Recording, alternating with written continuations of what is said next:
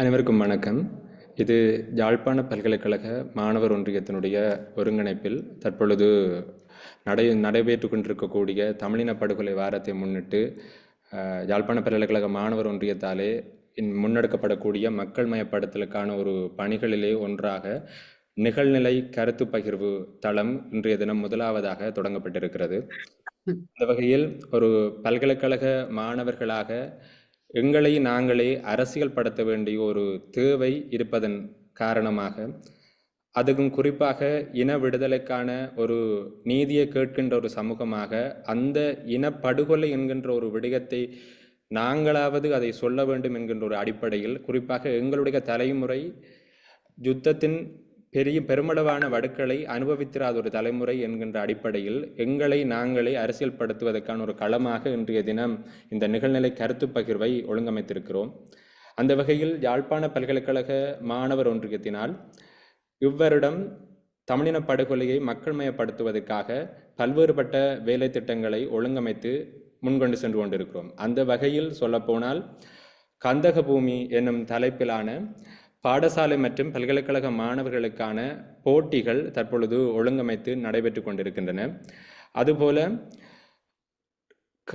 பல்கலைக்கழக மட்டத்திலே இனப்படுகொலை தொடர்பான காட்சிப்படுத்தல்களை நாளை மறுதினத்திலிருந்து பல்கலைக்கழக மட்டத்திலே இனப்படுகொலை தொடர்பான காட்சிப்படுத்தல் ஒன்றினையும் அடுத்து வரும் வாரங்களுக்கு முன்னெடுப்பதற்கான ஒரு திட்டம். அதுபோல பல்கலைக்கழகத்தில் இருக்கக்கூடிய 11 பீடங்களையும் ஒருங்கிணைத்து ஒவ்வொரு பீடங்களிலும் தினமும் ஒன்றுபடி முள்ளிவாய்க்கால் கஞ்சியினை காட்சி வழங்குவதற்கான ஒரு திட்டத்தையும் மேற்கொண்டிருக்கிறோம். அதுபோல சமூக வலைத்தள பரப்புரை இந்த நேரத்திலே முன்கொண்டு செல்லப்பட்டு கொண்டிருக்கிறது. அந்த வகையில் இன்றைய தினம் முள்ளிவாய்க்கால் காசா ஓர் ஒப்பீடு என்னும் தலைப்பிலே இந்த நிகழ்நிலை கருத்து பகிர்வினை இன்றைய நாளிலே ஒழுங்கமைத்திருக்கிறோம். குறிப்பாக இன்று குழப்பம் அடைந்திருக்கக்கூடிய இந்த உலக அரசியல் ஒழுங்கு இலங்கைத்தீவு போன்ற 3ஆம் உலக நாடுகளுக்கு எத்தகைய சாதக பாதக தன்மைகளை உருவாக்குகின்றன என்பது பற்றி ஒரு உரையாடல், அதுபோன்ற ஒரு அவதானிப்பாக, குறிப்பாக அரசியல் விடுதலை வேண்டி நிற்கக்கூடிய ஈழத்தமிழர்கள் எவ்வாறானதொரு அணுகுமுறையை தற்காலத்திலே கையாள வேண்டும் என்பது தொடர்பிலே இந்த உரையாடல் தொடர்ந்து நடைபெற இருக்கிறது. தேசிய இனங்களினுடைய அரசியல் உரிமை பாதுகாப்புக்குரிய சர்வதேச சட்ட நுணுக்கங்களை கண்டறிய வேண்டியதனுடைய அவசியத்தை ஈழத்தமிழர்கள் நாங்கள் உணர்ந்து கொள்ள வேண்டும் என்பதற்கான ஒரு தயார்படுத்தலாக இது இருக்கும் என்று நம்புகிறோம். அந்த வகையில் இன்றைய தினம் கருத்துரையாளராக இங்கு கலந்து கொண்டு சிறப்பிக்கிறார் திரு ஆனா நிக்சன் அவர்கள், பத்திரிகையாளர், கொழும்பு. அவரை இந்த நேரத்திலே வரவேற்றுக் கொள்கிறோம். தொடர்ந்தும் அவரிடம் இந்த நிகழ்நிலை களம் கையளிக்கப்படுகிறது. வணக்கம் அண்ணா. வணக்கம். நன்றி. முதல்ல இப்படி ஒரு ஏற்பாட்டை செய்தமைக்காக யாழ் பல்கலைக்கழக மாணவர் அமைப்புக்கு நான் நன்றியை தெரிவிக்கின்றேன். ஏனென்றால் இந்த மிக சமீப காலமாக உலகத்தில் நடைபெற்றுக் கொண்டிருக்கின்ற இந்த புவிசார் அரசியல் ஒழுங்கு மற்றும் இந்த பல்கலைக்கழக மாணவர்கள் சர்வதேச ரீதியாக அமெரிக்கா, கொலம்பியா போன்ற பல்கலைக்கழகங்களில் மாணவர்கள் தொடர்ச்சியாக நடத்தி வருகின்ற இந்த காசாவுக்கு ஆதரவான ஆர்ப்பாட்டங்கள், இஸ்ரேலுக்கு எதிரான ஆர்ப்பாட்டங்கள், அது பற்றிய விளக்கங்களை கொடுக்க வேண்டும், மாணவர்கள் அறிய வேண்டும். எங்களுடைய பல்கலைக்கழக மாணவர்கள், குறிப்பாக யாழ்ப்பாணம், மட்டக்களப்பு பல்கலைக்கழக மாணவர்கள் மற்றும் அதற்கு வெளியே கல்வி பயில்கின்ற எங்கள் தமிழ் மாணவர்கள் கூட அந்த விடயங்களை அறிய வேண்டும் என்ற நோக்கில் இந்த உரையாடல் மிக பொருத்தமானதாக இருக்கும் என்று நான் நம்புகின்றேன்.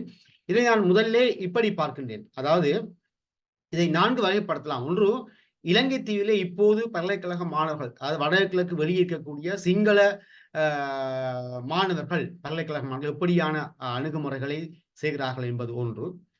இரண்டாவது, இந்த காசா முள்ளிவாய்க்கால் இந்த காசா போர் தொடர்பாக மிக சமீப காலமாக நேற்று முன்தினம் கூட உங்களுடைய முள்ளிவாய்க்கால் போரை ஒப்பிட்டு பேசுகின்ற அளவுக்கு மேற்கத்திய ஊடகங்கள், குறிப்பாக அமெரிக்காவில் இருக்கக்கூடிய ராஜதந்திரிகள் ஹமாஸுக்கு எச்சரிக்கை விடுகின்ற நிலைமையெல்லாம் வருகின்றது. அவை அது பற்றிய விடயங்கள். மூன்றாவதாக, இந்த இலங்கை சிங்கள ஆட்சியாளர்களுடைய போக்குகள், அவருடைய எண்ணங்கள், வெளிப்பாடுகள். நான்காவதாக எங்களுடைய தமிழ் தேசிய கட்சிகளுடைய செயற்பாடுகள் என்ற அடிப்படையில் நான் பார்க்கின்றேன். இதிலே நான் முக்கியமாக எடுத்துக்கொள்ளக்கூடியபடி இந்த மாணவர்கள் எப்படி அணுக வேண்டும் என்பது. முதலில் நான் அதுக்கு முன்னதாக இந்த ஊடகங்கள் பற்றி வர வேண்டும்.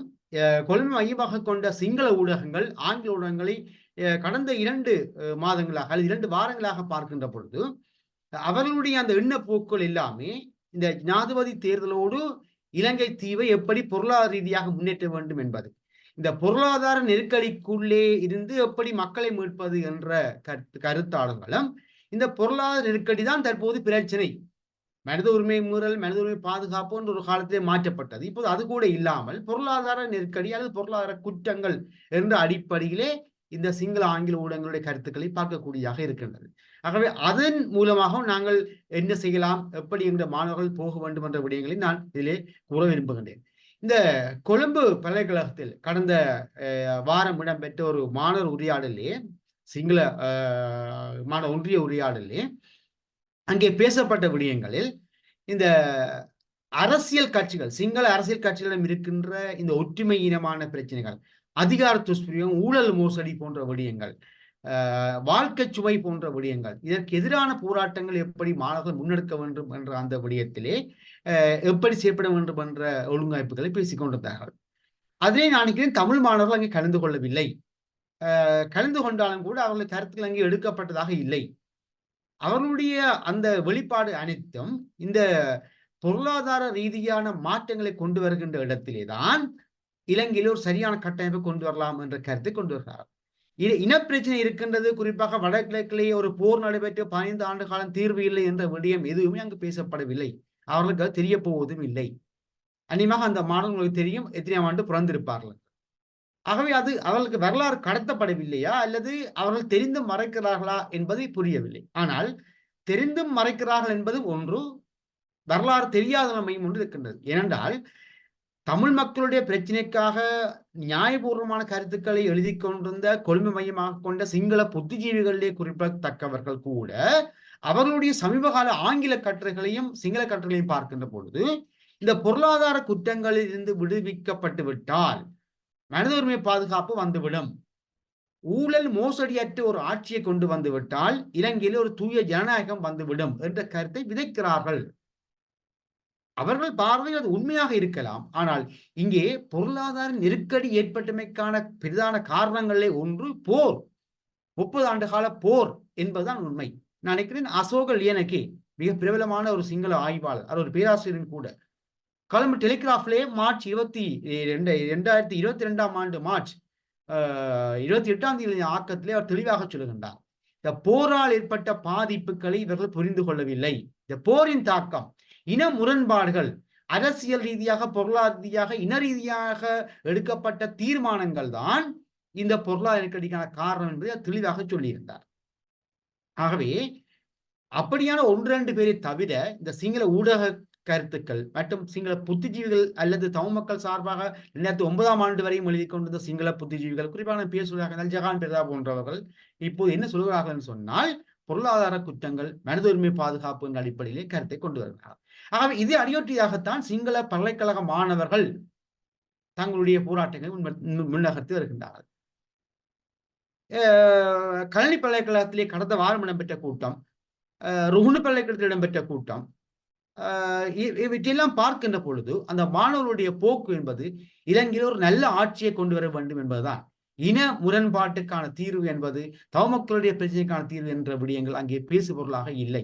ஆனால் அதை செய்வதற்கு அந்த மாணவர்களுடைய ஒழுங்கமைப்பை பார்ப்பீர்களாக இருந்தால், பல்கலைக்கழகங்கள் வேறாக இருந்தாலும் அனைத்து பல்கலைக்கழக மாணவர் ஒன்றியம் என்ற ஒரு ஏற்பாட்டிலே, அனைத்து பல்கலைக்கழக மாணவர்கள் ஒன்றியம் என்று JVP ஒன்றை வைத்திருக்கிறது, அது வேறு. ஆனால் JVP அல்லாத, அரசியல் கட்சி அல்லாத ஒரு அனைத்து பல்கலைக்கழக மாணவர் ஒன்றியம் இருக்கின்றது. அவருடைய செயற்பாடு என்பது, அந்த கம்யூனிகேஷன், அந்த தொடர்பாடல் என்பது எப்படி இருக்கின்றது என்றால், மாணவ தலைவர்கள் மூலமாகவும் அந்தந்த பிரதேசங்களிலே வாழுகின்ற மாணவர்கள் மூலமாகவும் தொடர்பை பேணுகிறார்கள். அவருடைய செயற்பாடு என்பது இப்போது நான் நினைக்கிறேன் ஜனாதிபதி தேர்தலை நோக்கியதாகவும் அடுத்து வரப்போன்ற நாடாளுமன்ற தேர்தலை நோக்கியதாகவும் அமைந்திருக்கின்றது. அவர்கள் பிரச்சாரத்தை முன்னெடுக்க கூட்டு நடவடிக்கை எடுக்கிறார்கள். கூட்டுரிமையாக, சிங்கள மக்களுடைய கூட்டுரிமையாக அல்லது மாணவர்கள் சக்தியின் மூலம் இதை மாற்றலாம் என்ற போக்கின் மூலமாக ஒரு கூட்டு செயற்பாட்டை, ஒரு கூட்டு அரசியல் பிரச்சாரத்தை செய்வதற்கான ஒரு கூட்டு ஒழுங்கை ஜனநாயக வழியிலேயே அவர்கள் கொண்டு வருகிறார்கள். ஆர்ப்பாட்டமும் அல்ல, பேரணிகளும் அல்ல, ஒரு கருத்தரங்கு ரீதியாக அரசியல் விழிப்புணர்வை ஏற்படுத்துகின்ற ஜூமிலே நடத்தக்கூடிய கூட்டங்கள், நேரடியாக நடத்தக்கூடிய கூட்டங்கள் என்று சில முடிவுகளை எடுத்து வருகிறார்கள். அது ஆரோக்கியமான, நான் இதை மறுக்கவில்லை, அவருடைய உரிமை. ஆனால் அதற்குள்ளே தமிழ் மக்களுடைய பிரச்சனை அல்லது இலங்கையில இனமுரண்பாடு இருக்கின்றது என்ற எண்ணக்கரு அங்கே அந்த மாணவர்கள் மத்தியில் இல்லை. அவர்கள் கூட்டாக இது ஒரு சிங்கள தேசம் அல்லது இலங்கை தீவு அல்லது தமிழ் மக்கள் முஸ்லிம் மக்களும் வாழ்கிறார்கள், இந்த ஒற்றையாட்சி அரசியலமைப்புக்குள்ளே வாழலாம் என்ற எண்ணக்கருவோடு தான் அவர்கள் இருக்கிறார்கள் என்பதை நான் இங்கே உங்களுக்கு சொல்லியாக வேண்டும். ஆனால் செயற்பாடு என்பது எப்படி அந்த கூட்டுரிமையை வலியுறுத்துவதற்கான கூட்டு செயற்பாட்டிலே அவர்கள் எப்படி இணைகிறார்கள் என்பதைத்தான் நான் இங்கே சொல்லியிருக்கின்றேன். அரசியல் கட்சி ரீதியாக இருக்கக்கூடிய ஜேவிபி தான் அந்த அனைத்து பல்கலைக்கழக மாணவர் ஒன்றியம் ஒன்றை வைத்திருக்கிறது. அது வேறு, அதுவும் இயங்குகின்றது. அதனுடைய இயக்கம் என்பது ஜேவிபிக்கான ஆதரவாக அல்லது இளைஞர்களை ஜேவிபியினுடைய கருத்துள் இணையக்கூடியதாகத்தான் அது இருக்கின்றது. ஆனால் இப்ப நான் சொன்ன அந்த கூட்டு செயற்பாடு என்பது ஜேவிபி அல்லாத மற்றும் அரசியல் கட்சி வேறு அரசியல் கட்சி அல்லாத ஒரு மாணவர் கூட்டமைப்பாகத்தான் அந்த கருத்தில் பார்க்கப்படுகின்றது. ஆகவே இப்படியான ஒரு சூழலோடு தான் இந்த கொழும்பை மையமாக கொண்ட பல்கலைக்கழகங்களுடைய மாணவர் செயற்பாடு அமைந்திருக்கின்றது. அடுத்து நான் இஸ்ரேலுக்கு எதிரான மற்றும் காசாவுக்கு ஆதரவான மேற்கத்திய பல்கலைக்கழகங்களுடைய செயற்பாட்டை பார்க்கலாம். நேற்று கூட அமெரிக்க டெக்சாஸ் பல்கலைக்கழகத்திலே 34 பேர் கைது செய்யப்பட்டிருக்கிறார்கள். அந்த போராட்டம் காசா மக்களுக்கு ஆதரவானது. அந்த போராட்டத்திலே கலந்து கொண்ட மாணவர்களே பலஸ்தீன மாணவர்கள் இருக்கிறார்கள், ஏனைய நாட்டு முஸ்லிம் மாணவர்கள் இருக்கிறார்கள், அமெரிக்க வெள்ளை மாணவர்கள் இருக்கிறார்கள். அந்த ஆர்ப்பாட்டத்திலே முன்வைக்கப்பட்ட கருத்தியல் என்பது காசாவினுடைய உரிமைசார் விடயம், அதாவது இஸ்ரேலுடைய ஆக்கிரமிப்பு முழுமையாக தவிர்க்கப்பட வேண்டும், எடுக்கப்பட வேண்டும். 1967ஆம் ஆண்டிலிருந்து அந்த குடியேற்றங்கள் அகற்றப்பட வேண்டும் என்பதை நோக்கித்தான் அங்கே இருந்தது. இப்போதைய போராட்டத்தை மக்கள் கொல்லப்படுகிறார்கள், மனித இழப்புகள் நடக்கின்றன, இன அழிப்பு நடக்கின்றன என்ற பிரச்சாரங்களும் அங்கே முன்வைக்கப்பட்டிருக்கின்றன. கிட்டத்தட்ட அமெரிக்க பல்கலைக்கழகங்களிலே 175% பல்கலைக்கழகங்களிலே தொடர்ச்சியாக இடம்பெறுகின்ற மாணவர் போராட்டம் என்பது அமெரிக்க அரசாங்கத்துக்கு பெரும் அழுத்தமாக இருக்கின்றது. அமெரிக்க அரசாங்கத்தினுடைய வெளியுறவு கொள்கைக்கு, குறிப்பாக அமெரிக்க அரசாங்கத்தினுடைய காசா தொடர்பான இஸ்ரேல் தொடர்பான வெளியுறவு கொள்கைக்கு பல தாக்கங்கள் ஏற்படுத்தக்கூடிய அளவுக்கு இருக்கின்றது. அந்த மாணவர் போராட்டத்தினுடைய செயல்முறைகளை பார்ப்பீர்களாக இருந்தால் வெறுமனே ஒரு போராட்டம் அல்லது ஒரு கூட்டத்தை நடத்திவிட்டு போவது அல்ல, அதனுடைய தொடர்ச்சி அங்கே காணப்படுகின்றது. அந்த குறிப்பாக அந்த பல்கலைக்கழகங்களில் இருக்கின்ற கலைப்பீட மாணவர்கள் அரசியல் விஞ்ஞானத்துறை, குறிப்பாக உங்களுக்கு தெரியும் இந்த மேற்கத்திய நாடுகளிலே, குறிப்பாக அமெரிக்கா போன்ற நாடுகளிலே இப்ப எங்களுடைய பல்கலைக்கழகத்தில் தான் மருத்துவ பீடம் பொருளியல் பீடம் என்பதற்கு முக்கியத்துவம். நீங்கள் மேற்கத்திய நாடுகளிலே போய் பார்ப்பீர்களாக இருந்தால் ஊடகத்துறைக்கும் கலைத்துறைக்கு தான் அங்கே முக்கியத்துவம் கொடுக்கப்படும். குறிப்பாக ஊடகத்துறைக்கு தான் அங்கே முக்கியத்துவம் கொடுக்கப்படும். இந்த ஊடகத்துறை மாணவர்களுடைய செயற்பாடுகள் என்பது இந்த அமெரிக்க கொள்கையிலே மாற்றங்களை கொண்டு வர வேண்டும் என்ற அளவுக்கு அந்த மாணவர்களுடைய தாக்கம் இருக்கின்றது. அதே வழி அமெரிக்க கொள்கையை நியாயப்படுத்துகின்ற அளவுக்கும் அந்த பல்கலைக்கழக மாணவர்களுடைய போராட்டங்கள் இருக்கும். சில மாணவர்கள் அங்கே அமெரிக்க கொள்கைக்கு சாதகமாக செயற்படுகிறார்கள், இல்லை என்றில்லை. ஆனால் அதை விட கூடுதலாக காசாவுக்கு ஆதரவாகவும் இஸ்ரேலுக்கு எதிராகவும் தான் அந்த போராட்ட நிலைமை காணப்படுகின்றது. நான் இன்னொன்றை பார்க்க வேண்டும். ரஷ்யா உக்ரைன் யுத்தம் நடந்து கொண்டிருக்கிறது. ஆனால் உக்ரைன் அழிக்கப்படுகிறது, ரஷ்யாவால் உக்ரைன் பாதிக்கப்படுகிறது என்ற கருத்தியல் அந்த பல்கலைக்கழக மாணவர்களிடம் இருந்தாலும் உக்ரைனுக்கு ஆதரவான போராட்டங்களை அந்த பல்கலைக்கழக மாணவர்கள் நடத்தியாக இதுவரை அறியவில்லை. மனித இழப்பு நடக்கின்றது, ஒரு நாடு அழிக்கப்படுகின்றது என்பதிலே ஒரு துயரம், ஒரு கவலை தெரிகின்றது, கருத்துக்கள் வெளியிடுகின்றார்கள். ஆனால் காசாவுக்கு ஆதரவாக செய்யப்படுகின்ற போராட்டம் அளவுக்கு அந்த போராட்டங்கள் இல்லை. கனேடிய அமெரிக்க பல்கலைக்கழகங்களிலே தொடர்ச்சியாக இன்று வரை கூட நடந்து கொண்டிருக்கின்ற இந்த போராட்டங்கள் என்பது காசாவினுடைய இன அழிப்பு தொடர்பானது மாத்திரமல்ல, அங்கே ஒரு 2 ஸ்டேட்ஸ், அதாவது பலஸ்தீனம் ஒரு தனியரசாக வேண்டும் என்ற கருத்தியலை முன்னிலைப்படுத்திக் கொண்டுதான் வருகிறார்கள். ஒன்று. அடுத்ததாக இந்த பல்கலைக்கழக மாணவர்களுடைய செயற்பாடுகளிலே குறிப்பாக நீங்கள் பார்க்க வேண்டும், இந்த பலஸ்தீன மாணவர்கள் டயாஸ்போராக்கள் இருக்கிறார்கள் வெளியிலே. இவர்கள் எப்படி செயற்படுகிறார்கள் சொன்னால், தங்களுக்கு சாதகமாக செயற்படக்கூடிய ஏனைய நாட்டு முஸ்லிம் மாணவர்களையும் வெள்ளைக்காரர்களையும் எப்படி இணைக்கிறார்கள் என்றால் ஜூம் வழியாகத்தான் இணைக்கிறார்கள், வாட்ஸ்அப் வழியாக இணைக்கிறார்கள். அதாவது முடிந்தவரை ஜனநாயக வழியில் தான் அங்கே போராட்டம் போகின்றது. உங்களுக்கு தெரியும், மேற்கத்திய நாடுகளிலே குறிப்பிட்ட அளவுக்கு மேல் வன்முறையில் மாணவர்கள் ஈடுபட முடியாது. அப்படி இந்த ஜனநாயக ரீதியாக நடத்தின போராட்டங்களில் கூட இதுவரை 200 மாணவர்கள் கைது செய்யப்பட்டதாக நாங்கள் மேற்கத்திய ஊடகங்கள் மூலமாக அறிகின்றோம், மேற்கத்திய செய்தி ஊடகங்கள் மூலமாக அறிகின்றோம். கிட்டத்தட்ட 200 பேர் கைது செய்யப்படுகிறது. இத்தனைக்கும் ஜனநாயக ரீதியான போராட்டம். ஆகவே அங்கே ஜனநாயக ரீதியான கருத்தாளர்கள் போராட்டங்கள் மூலமாகத்தான் மாணவர்கள் தங்களை அங்கே ஒன்றிணைக்கிறார்கள். இந்த வாட்ஸ்அப், இந்த ஜூம் மூலமான உரையாடல்கள் மூலமாக கொண்டு வருகிறார்கள். அத்தோடு ஒரு விடயத்தை செய்கிறார்கள், தங்களுடைய பாடப்பரப்பிலிருந்து கூட, தங்களுடைய பாடப்பரப்பு, அதாவது அரசியல் விஞ்ஞானத்துறையாக இருக்கலாம், ஊடகமாக இருக்கலாம், சமூக விஞ்ஞானத்துறையாக இருக்கலாம், அங்கே செய்கின்ற பாடத்துறைகளிலே கூட பாடத்திட்டங்களிலே கூட இந்த ஆய்வுகளை அங்கே ஒரு பொருளாக எடுக்கிறார்கள். அதற்கு பேராசிரியர் ஒத்துழைக்கிறார்கள். ஆகவே எப்படியாக இந்த மாணவர்கள் தங்களை கட்டமைத்துக் கொள்கிறார்கள் என்று பார்த்தால் அந்த கட்டமைப்பு ரீதியான செயற்பாடுகள் என்பது இலங்கையிலே குறிப்பாக எங்களுடைய தமிழ் துறை மாணவர் சார்ந்து பார்ப்பதாக இருந்தால் மிக பலவீனமாக இருக்கின்றது. போராட்டங்கள் செய்கிறீர்கள் அல்லது கூட்டங்கள் நடத்துகிறீர்கள், அது அத்தோடு நிறைவுபட்டு கொண்டு போகின்றது. பல்கலைக்கழகத்துக்குள்ளே பாடத்திட்டத்துக்குள் அதாவது உங்களுக்கு ஏற்கனவே குறிப்பிடப்பட்ட பாடங்கள் இருந்தாலும் அதை தாண்டி அது எப்படி அதற்குள்ளே நாங்கள் அதை ஆய்வு ரீதியாக கொண்டு வரலாம் அல்லது ஒரு பொதுவான ஒரு ஆய்வை செய்கின்றது என்ற அந்த முறைமைகளை எல்லாம் நாங்கள் எவ்வளவு தூரம் வெற்றி அடைந்திருக்கின்றோம் அல்லது எவ்வளவு தூரம் அதை பின்பற்றுகின்றோம் என்றால் அது மிக குறைவாக இருக்கின்றது. ஆனால் கொழும்பை மையமாக கொண்ட பல்கலைக்கழகங்களை நீங்கள் பார்ப்பீர்களாக இருந்தால் அநேகமாக கல்வி பல்கலைக்கழகத்தை பொறுத்தவரையிலே அரசியல் ரீதியான ஆய்வுகள் செய்கிறார்கள். இப்போது கலை பல்கலைக்கழகத்தில் ஒரு ஆய்வு நடந்து கொண்டிருக்கிறது. அதிகார துஷ்பிரயோகம், ஊழல் மோசடி எங்கிருந்து ஆரம்பிக்கின்றது, யாரால் ஆரம்பிக்கின்றது, எப்படி அரசியல் கட்டமைப்புக்குள்ளே அது புகுந்திருக்கின்றது ஒரு ஆய்வை செய்கிறார்கள். முரட்டுவ பல்கலைக்கழகம் கொழும்பில் இருக்கக்கூடிய போக்குவரத்து நெருக்கடி தொடர்பான ஆய்வுகள் செய்து கொண்டிருக்கின்றது. கொழும்பு பல்கலைக்கழகம் சிறுவர் துஷ்பிரயோகம் தொடர்பான ஆய்வுகள் செய்து கொண்டிருக்கின்றது. ஊவா பல்கலைக்கழகம் சமூக ரீதியாக பின்தங்கி வாழக்கூடிய மாணவருடைய பிரச்சனை பற்றிய ஆய்வை செய்து கொண்டிருக்கின்றது. ஆகவே நாங்கள் எங்களுடைய வடகிழக்கில் இருக்கக்கூடிய பல்கலைக்கழகம் சார்ந்து நாங்கள் இப்படியான பொது ஆய்வுகளை செய்கிறோமா என்பது இங்கே கேள்வியாக இருக்கின்றது. ஆங்காங்கே சில ஆய்வுகள் அல்லது சில தேடுதல் இருந்தாலும் கூட அது எங்களுடைய சமூக உரிமை சார்ந்து அல்லது சமூக கூட்டு பொறுப்பு சார்ந்து அது இருக்கின்றதா என்பது இங்கே கேள்வியாக இருக்கின்றது. நாங்கள் சர்வதேச ரீதியாக வரக்கூடிய ஆய்வுகளையும் அந்த முறைமைகளையும் அல்லது அது பற்றிய செய்திகளையும் வாசிக்கின்றோமா என்பது கூட கேள்வியாகத்தான் எடுத்துக்கிறேன். என்னை நான் இந்த விடயம் தொடர்பாக தொடர்ச்சியாக இந்த புவிசார் அரசியல் புவிசார் பொருளாதார நிலைமை தொடர்பாக தொடர்ச்சியாக எழுதி வருவோம் என்ற அடிப்படையில் கொள்கை மையமாக கொண்டு வாழ்வோம் என்ற அடிப்படையில் நான் இந்த விடயங்களை ஆய்வு செய்து கொண்டு வருகிறேன், எழுதி கொண்டு இருக்கின்றேன். ஆகவே மாணவர்களாக நாங்கள் ஜனநாயக ரீதியாக ஜனநாயக வழியில் எங்களுடைய கருத்துக்களை எப்படி சேர்க்க வேண்டும் என்பதற்கு ஆதாரங்களாக நாங்கள் இப்போது நடைபெற்றுக் கொண்டிருக்கக்கூடிய சமகால உலக போரையும் அது பற்றிய விமர்சனங்களை பார்ப்போமாக இருந்தால் நாங்கள் எங்கே இருக்கின்றோம் என்று அந்த கேள்வி வரும்.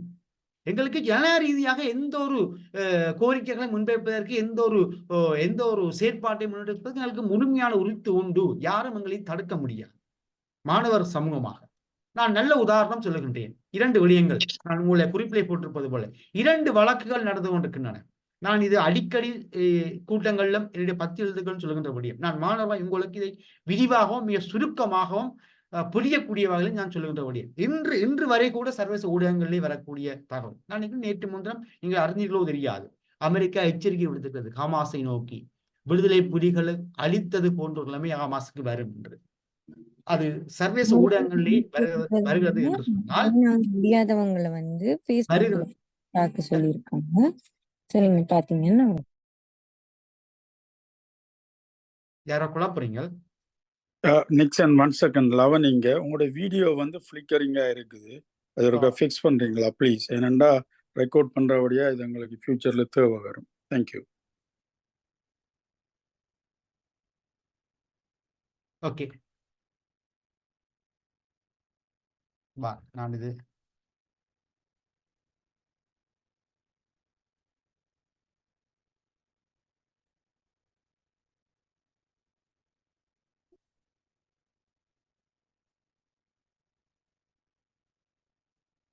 ரைட். ஓகே, நான் இந்த கேமரா க்ளோஸ் பண்றேன், அது அப்சைடா இருக்குது. ஓகே, நான் இங்கே 2 வழக்குகள் தொடர்பாக சொல்ல விரும்பி வருகின்றேன். குறிப்பாக இந்த இஸ்ரேல் அதாவது குறிப்பாக இந்த பலஸ்தீனம் நோக்கிய 2 வழக்குகள். இது மிக சமீப காலமாக நான் இந்த விடயங்கள் தொடர்பாக நான் பேசி வருகின்றேன். குறிப்பாக இந்த தென்னாப்பிரிக்கா அங்கே அந்த வழக்கு தாக்கல் செய்திருக்கின்றது. காசால் நடப்பது இன அழிப்பு என்பது ஒரு வழக்கு. 2வது வழக்கு இஸ்ரேல் நடத்திய குடியேற்றங்கள், இஸ்ரேல் பலஸ்தீன் நடத்திய குடியேற்றங்களுடைய சட்டத்தன்மை பொருள்கோடல் தொடர்பாக ஐக்கிய நாடு சபை ஒரு வழக்கை தாக்கல் செய்திருக்கின்றது சர்வதேச நீதிமன்றத்தில். 50 நாடுகள் அதற்கு ஆதரவு கொடுத்திருக்கின்றன. அதை 40 நாடுகள் இஸ்ரேலுக்கு பலஸ்தீனத்துக்கு ஆதரவாக இருக்கின்றன. ஒரு 10 நாடுகள் தான் அமெரிக்காவோடும் இஸ்ரேலோடும் நிற்கின்றன. அந்த வழக்கு கிட்டத்தட்ட 6 மாதங்களுக்குள்ளே முடிவுறுத்தப்பட வேண்டும். கடந்த டிசம்பர் மாதம் இறுதி வாரம் ஒரு விசாரணை இடம்பெற்று விட்டது. அடுத்த விசாரணை இடம்பெற போகின்றது. 6 மாதங்களுக்குள்ளே தீர்ப்பு வர வேண்டும். அது என்னவென்று சொன்னால் 1967ஆம் ஆண்டுல இருந்து இஸ்ரேல் பலஸ்தீனத்தில் நடத்திய குடியேற்றங்கள் சட்டத்தன்மை வாய்ந்ததா என்பதுதான் கேள்வி. இது சட்டத்துக்கு முரணானது என்று சர்வதேச நீதிமன்றம் தீர்ப்பு வழங்குமாக இருந்தால் நிச்சயமாக அந்த இடங்களில் இருந்து இஸ்ரேல் வெளியேற வேண்டும். ஆனால் சர்வதேச நீதிமன்ற தீர்ப்புகளை இஸ்ரேல் ஏற்க வேண்டுமா இல்லையா என்பது வேறு. ஆனால் தீர்ப்பு வெளியானதும் அங்கே நியாயம் பிறக்கும். இந்த நியாயம் அங்கே சர்வதேச ரீதியாக நியாயம் என்பது வெளிவரும். இஸ்ரேல் என்பது ஒரு பெரிய நாடு. சர்வதேச நீதிமன்ற தீர்ப்பை ஏற்க வேண்டும் என்ற எந்த ஒரு அவசியமும் இல்லை. இன அழிப்பு தொடர்பான விசாரணையை கூட இஸ்ரேல் கடுமையாக எதிர்த்தது. ஆனாலும் அங்கே விசாரணைக்கு போனது. அதுபோல இந்த சட்டத்தன்மை பற்றிய வழக்கு விசாரணைக்கும் இஸ்ரேல் எதிர்ப்பு தெரிவித்தது. ஆனால் அங்கே போய் தன்னுடைய சாட்சியத்தை கொடுத்தது. இப்ப இந்த வழக்கு 6 மாதத்துக்குள்ளே முடிவடையுமாக இருந்தால் இஸ்ரேல் தொடர்பான நிலைமை எப்படி இருக்கும் என்ற ஒரு கேள்வி இருக்கின்றது. ஆகவே இந்த வழக்கை எப்படி தாக்கல் செய்திருக்கின்றார்கள் என்றால் சர்வதேச ரீதியாக இருக்கக்கூடிய சட்ட நுணுக்கங்களை ஆராய்வு செய்துதான் இந்த வழக்கு தாக்கல் செய்யப்பட்டிருக்கின்றது. இதற்கு எந்த ஒரு நாடும் தேவைப்பட வேண்டிய அவசியம் இருந்திருக்கவில்லை. ஐக்கிய நாடுகள் சபைக்கு அதற்கான தொடர் அழுத்தம் கொடுக்கப்பட்டிருக்கின்றது. அதேபோன்று தென்னாப்பிரிக்கா தாக்கல் செய்த வழக்கு என்பது இன அழிப்பு பற்றிய வழக்கு. அந்த விசாரணை எப்போது முடியும்னு எங்களுக்கு சொல்ல முடியாது. ஆனால் அந்த வழக்கு விசாரணை போடப்பட்டது கூட பலஸ்தீனத்துக்கான ஒரு நியாயத்தோடு. அந்த நியாயம் கிடைக்குமா இல்லையா என்பது வேறு, அல்லது வழக்கு விசாரணை இழுபடுமா என்பது வேறு. ஆனால் அந்த வழக்கு விசாரணை நடைபெற்றுக் கொண்டிருப்பது என்பது பலஸ்தீனத்தினுடைய நியாயத்தன்மையை தொடர்ச்சியாக சர்வதேச அரங்கில் வைத்துக் கொண்டே இருக்கும். அப்ப அதற்கான ஏற்பாடுகளை எப்படி செய்தார்கள் என்று பார்த்தால் பலஸ்தீன மக்களுடைய பங்களிப்பு, டயஸ்போராவில் இருக்கக்கூடிய பலஸ்தீன மக்களுடைய பங்களிப்பு, அந்த பலஸ்தீன மாணவர்களுடைய பங்களிப்பு மிக முக்கியமானதாக இருந்தது. பலஸ்தீன மாணவர்கள் வெளிநாடுகளை கற்றுக்கொள்ளும். இப்போது கூட அந்த நேற்றைக்கு டெக்சாஸ் பல்கலைக்கழகத்தில் நடந்த ஆர்ப்பாட்டத்தை கூட பலஸ்தீன மாணவர்கள் கலந்து கொண்டார்கள்.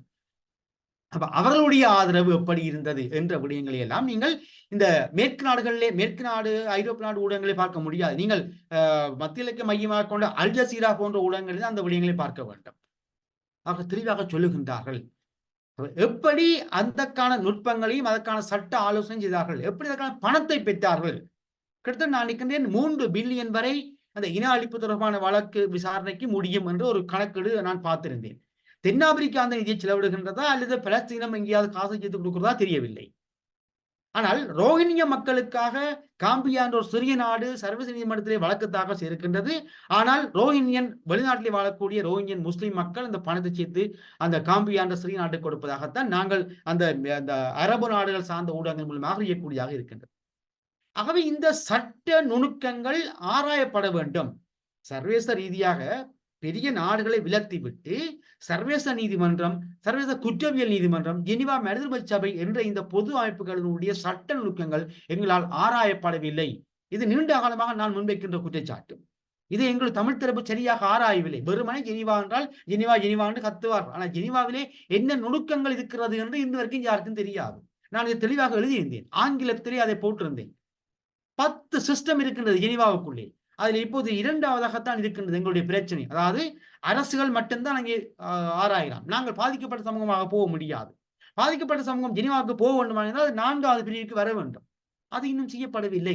இப்போது இலங்கை அரசாங்கம் முயற்சிக்கிறது, 10வதாக கொண்டு வருவதற்கு முயற்சிக்கிறது. 10வது என்றால் தொழில்நுட்ப உதவி மாத்திரம்தான். இப்போது பேசுபொருளாக கூட இல்லா போகக்கூடிய நிலைமை வருகின்றது. ஆகவே எங்களுடைய தமிழ் தரப்பு இந்த சட்ட நுணுக்கங்களை ஏன் ஆராயவில்லை? தமிழர்களே பல சட்டங்கள் இருக்கிறார்கள், பல சர்வதேச புவிசார் அரசியல் தெரிந்தவர்கள் இருக்கிறார்கள். ஆனால் இந்த சட்ட நுணுக்கங்கள் ஆராயப்படவில்லை. ஏதேனும் ஒரு நாடு தேவை என்பது உண்மை.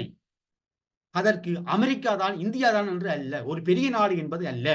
ஒரு சிறிய நாடாக கூட இருக்கலாம். ஒரு சிறிய நாடு என்ற உதவி கூட போதுமானது. ரோஹிங்கியா முஸ்லிம்களை பாருங்கள், போட்டது காம்பியா. ஆகவே இந்த நுணுக்கங்கள் எல்லாம் சர்வதேச ரீதியாக இருக்கக்கூடிய மாணவர்கள் ஆராய்கிறார்கள். இப்போது தென்னாப்பிரிக்கா வழக்கு செய்த சர்வதேச நீதிமன்றத்தில் வழக்கு தாக்கல் செய்த வழக்கம் ஐக்கிய நாடுகள் சபை இந்த சட்டத்தன்மை இஸ்ரேலுடைய குடியேற்றம் சட்டத்தன்மை வாய்ந்ததாண்டு தாக்கல் செய்த வழக்கு தொடர்பாகவும் தொடர்ச்சியாக மாணவர்கள் ஆராய்கிறார்கள். டொரண்டோ பல்கலைக்கழகத்தில் அது தொடர்பான ஆய்வு நடந்து கொண்டிருக்கின்றது. அது தொடர்பான மேலிய தகவல்கள் வெளியிடப்பட்டுக் கொண்டிருக்கின்றன அங்குள்ள சட்ட மாணவர்களினால். ஆகவே இந்த தொடர்ச்சி, இப்போது போராட்டம் என்பது ஆயுத ரீதியான போராட்டம் என்பது வேறு. ஜனநாயக வழியிலே நாங்கள் அணுகக்கூடிய சிஸ்டம் இருக்கின்றது. அதுல யாரும் தலை போட முடியாது. அது யாரும் பயங்கரவாதம் என்று முத்திரை குத்த முடியாது. இப்போது பாருங்கள், அமெரிக்காவினால் இதை தடுக்க முடிகின்றதா? இந்த அமெரிக்க பல்கலைக்கழகங்களில் நடக்கின்ற போராட்டங்களை அமெரிக்காவால் தடுக்க முடிகின்றதா? முடியவில்லை. அமெரிக்கா இஸ்ரேலுக்கு சாதகமாக இருக்கின்றது, அமெரிக்கா ரஷ்யாவுக்கு சாதகமாக இருக்கின்றது. ஆனால் அமெரிக்காவுக்குள்ளே மாணவர்கள் அமெரிக்க கொள்கையோடு முற்றுமுழுதாக இல்லை. அதற்கு பிரதான காரணமாக அங்கு வாழக்கூடிய அந்த இமிகிரன்ஸ் மாணவர்கள், வெளிநாட்டு மாணவர்கள் தான் இஸ்லாமியர்களாக இருக்கலாம் அல்லது பலஸ்தீன மாணவர்களாக இருக்கலாம். அவர்கள் அதுக்கான கருவூட்டங்கள் செய்கிறார்கள். ஆனால் நாங்கள் எங்களுக்குள்ளே பல டயாஸ்பரா, நான் நினைக்கிறேன் கனடா, அமெரிக்கா, கனடா, லண்டன்லே அதிகமான தமிழர்கள் நாங்கள் வாழுகின்றோம். கனடாவில் அதிகமானோர் வாழுகின்றோம். நாங்கள் அதற்கான எந்த சட்ட நுட்பங்களும் இதுவரையும் ஆராயவில்லை. என்ன அடித்து சொல்ல முடியும்? இப்போது கனடியாவில் இருக்கக்கூடிய 2 பிரதான கட்சிகள், விடுதலை புலிகளை பயங்கரவாதம் என்று தடை செய்த கன்சர்வேட்டிவ் கட்சி கூட கனடாவிலே இன அழிப்பு என்று சொல்லுகின்றது. அது தேர்தலுக்கான பிரச்சாரம் தான், தெளிவாக தெரிந்தது. ஆனால் அந்த இன அழிப்பு என்று அவர்கள் சொன்னதும் நாடாளுமன்றத்தில் தீர்மானம் நிறைவேற்றியதும் அத்தோடு நின்று விடுகின்றது. கனடாவுடைய வெளியுறவு கொள்கைக்குள்ளே அது வரவில்லை. அப்ப கனடாவுடைய வெளியுறவு கொள்கைக்குள்ளே அது வர வேண்டுமாக இருந்தால் அதற்கான சட்ட நுட்பங்களை யார் ஆராய வேண்டும், அதற்கான அழுத்தங்களை அதற்கான ஏற்பாட்டை யார் செய்ய வேண்டும் என்றால் அங்கு இருக்கக்கூடிய எங்களுடைய தரப்புத்தான். அதில் எங்களுடைய மாணவர்களுக்கும் ஒரு பொறுப்பு இருக்கிறது. கனடாவில் எத்தனை மாணவர்கள் கற்கிறார்கள்? இங்கிருந்து போனவர்கள், சட்ட ரீதியான மாணவர்கள் இருக்கிறார்கள். அங்கு அகதியந்தத்தை கோரி பின்னர் கற்கின்ற மாணவர்களும் இருக்கின்றார்கள். அதற்கான தளத்தை செய்கிறார்களா? அது பற்றிய தளத்தை ஆராய்வதற்கு பல்கலைக்கழக மாணவர், யாழ்ப்பாண பல்கலைக்கழக மாணவர்களோடு அல்லது கிழக்கு பல்கலைக்கழக மாணவர்களோடு இதன் தொடர்பு இருக்கின்றதா? இல்லை. 2 மாதங்களுக்கு முன்னர் ஒரு செய்தி பார்த்தேன். பல்கலைக்கழக மாணவர்களும் யாழ்ப்பாண பல்கலைக்கழக மாணவர் இணைந்து ஒரு கூட்டமைப்பு உருவாக்கி இருந்தார்கள். மகிழ்ச்சியாக இருந்தது. ஆனால் அந்த கூட்டமைப்புடைய செயற்பாடு பின்னர் எப்படி இருக்கின்றது என்றால் அது இதுவரைக்கும் வெளியாகவில்லை. ஆனால் நீங்கள் ரோஹிங்கிய மக்களுடைய பிரச்சனையா இருக்கலாம், அது பலஸ்தீன பிரச்சனையா இருக்கலாம். இந்த பல்கலைக்கழக மாணவர்களுடைய செயற்பாட்டை பார்த்தால் அங்கே ஒரு கூட்டு செயற்பாடு இருக்கின்றது, அங்கே ஒரு கூட்டு கலந்துரையாடல் இருக்கின்றது. பல்கலைக்கழக மாணவர்கள் அல்லாத வெளியேறி சென்று கற்றுவிட்டு வெளியேறி சென்றவர்கள் கூட பழைய மாணவர்களாக இயங்குகிறார்கள். ஆக இதுதான் மாணவர்களுடைய செயற்பாடாக இருக்க வேண்டும். இப்ப முள்ளிவாய்க்கால் காசா என்று நான் ஒப்பிடுகின்ற பொழுது, முள்ளிவாய்க்கால் போர் நடைபெற்ற பொழுது சர்வதேசத்தில் இருந்த போராட்டங்களை பார்த்தால் எங்களுடைய தமிழர்கள் தான் போராட்டம் செய்தார். சில குறிப்பிடத்தக்க வெள்ளியர்கள் அல்லது பொது அமைப்புகள் ஈடுபட்டிருந்தாலும் இன்று காசாவில் நடக்கின்ற போரை நிறுத்துகின்ற அளவுக்கு, நிறுத்த வேண்டும் என்று சொல்லி அல்லது அமெரிக்காவை கண்டித்து அமெரிக்காவிலே கனடாவில் நடக்கின்ற போராட்டம் அளவுக்கு இன்று எங்களுடைய போராட்டம் அப்போது 2009 மிக பெரும் அழிவை சந்தித்த வேளையிலே வெளிநாடுகளிலே அப்படி ஒரு ஆதரவு தளமாக இல்லை. எனக்கு நல்ல ஞாபகம் இருக்கிறது, 2012ஆம் ஆண்டு நான் அமெரிக்காவுக்கு போன பொழுது இங்கிருந்து எங்களை அழைத்து கொண்டு போனார்கள். இந்த யுத்தத்துக்கு பின்னரான ஒரு சமாதான நிலையிலே அங்க இருக்கக்கூடிய ஸ்டேட் டிபார்ட்மெண்ட்களோடு எங்களுடைய பிரச்சனை பேசுவதற்காக இங்கிருந்து அழைத்து கொண்டு போனால் அதில் நானும் ஒருவன்.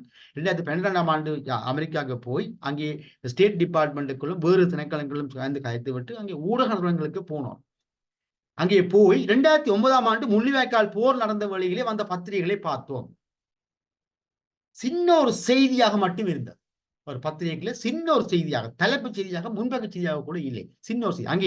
அங்கே அவர்கள் சொன்னார்கள், நாங்கள் அதை சொன்ன போது சொன்னார்கள், எங்களுக்கு மிக பிரச்சனை இங்கே வெதர் பிரச்சனை, காலநிலை பிரச்சனை. அதுதான் அங்கே தலைப்பு செய்தியாக இருந்தது.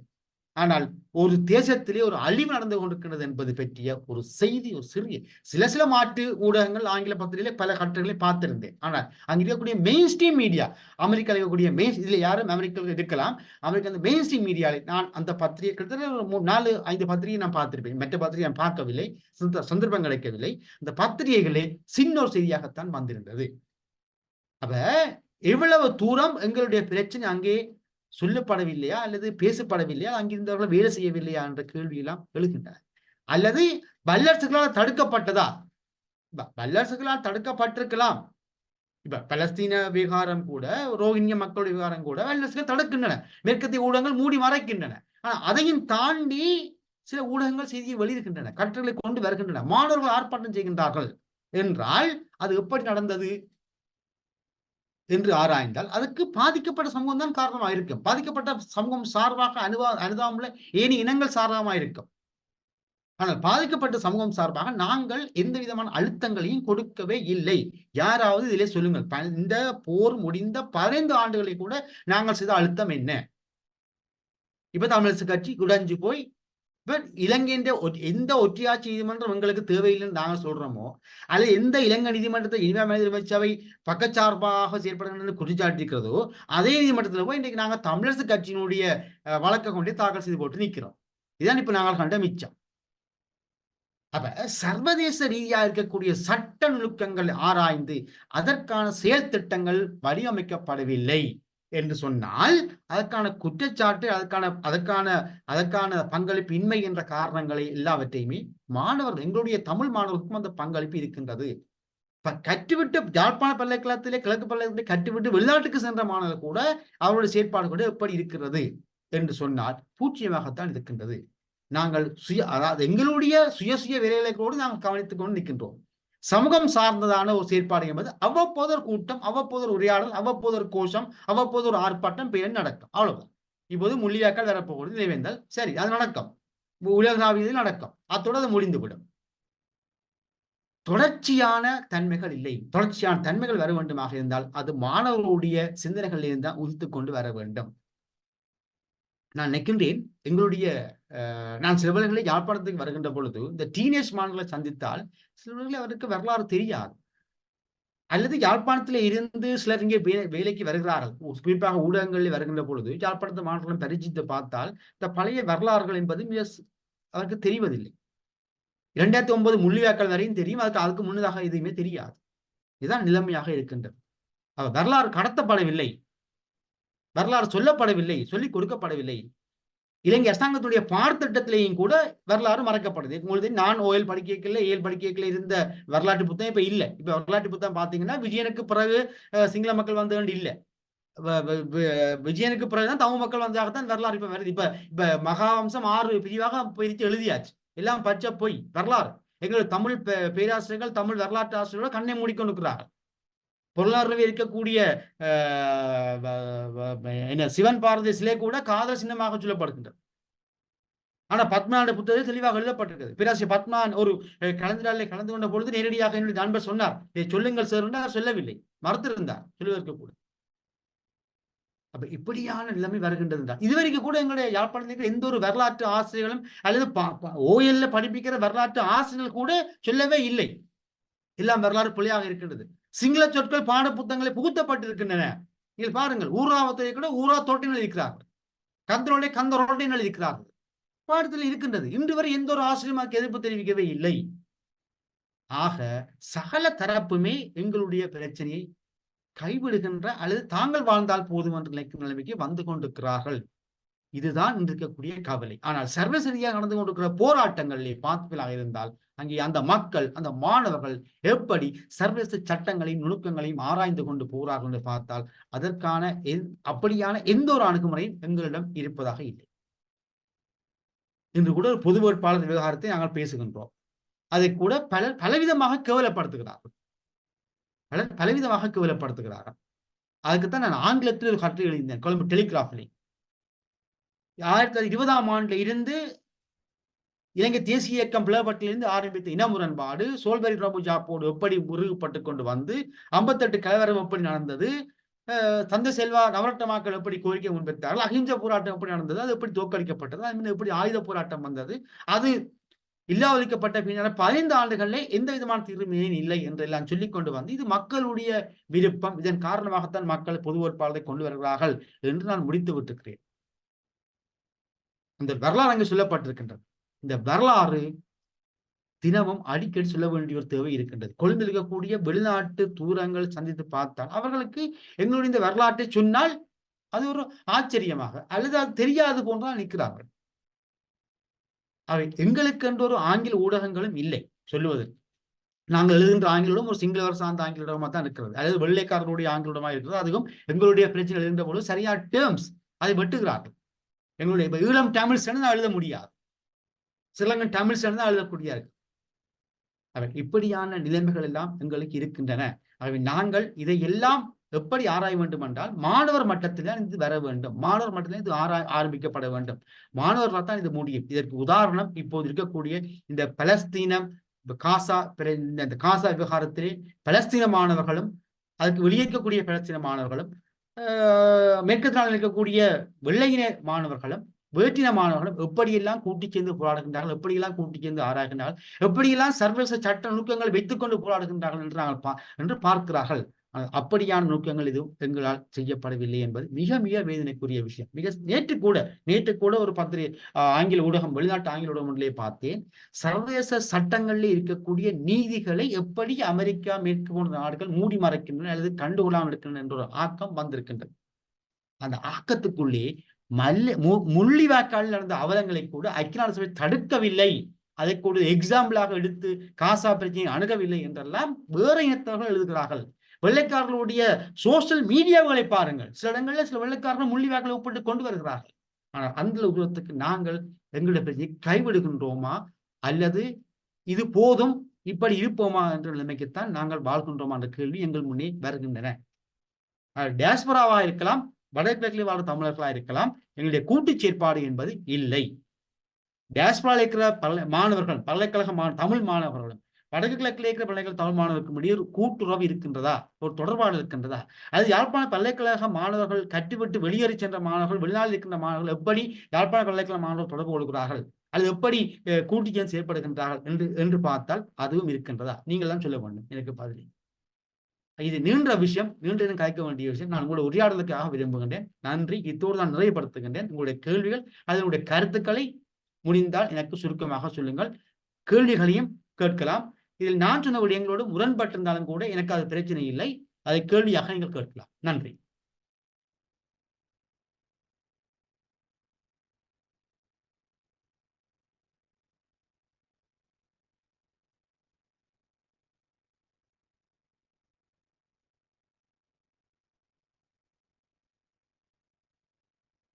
ஹலோ சார், வணக்கம். என்னுடைய பேர் குணசிங்கராஜா. நீங்கள் கேக்குதா? நான் கதைக்கிறேன். கேக்குது, சொல்லுங்க. ஓகே, இது நீங்க சொன்னது ஒரு வேலிட் பாயிண்ட். என்னன்னா அந்த பாலஸ்தீனியன் ஸ்டூடெண்ட்ஸ் வந்து ஒர்க் பண்றத பற்றி சொல்லியிருக்கீங்க. உண்மை, நான் கூட ஒரு ரிப்போர்ட் ஒன்றுல ஒர்க் பண்ணி கொண்டிருக்கிறேன். நீங்க சொன்னது சரி. ஒரு யூகே ப்ரொஃபஸர் கைடன்ஸ் ஊடாக கொஞ்சம் பாலஸ்தீனியன் ஸ்டூடெண்ட்ஸோட ஒர்க் பண்ணி கொண்டிருக்கோம். நானும் கொஞ்சம் வேற நாட்டு ஸ்டூடெண்ட்ஸும் ஒவ்வொரு தேர்ஸ்டேயும் we have discussions. அப்ப நீங்க சொன்னது சரி, கொஞ்சம் விஷயங்கள்ல நாங்கள் தெளிவா இருக்கோம்.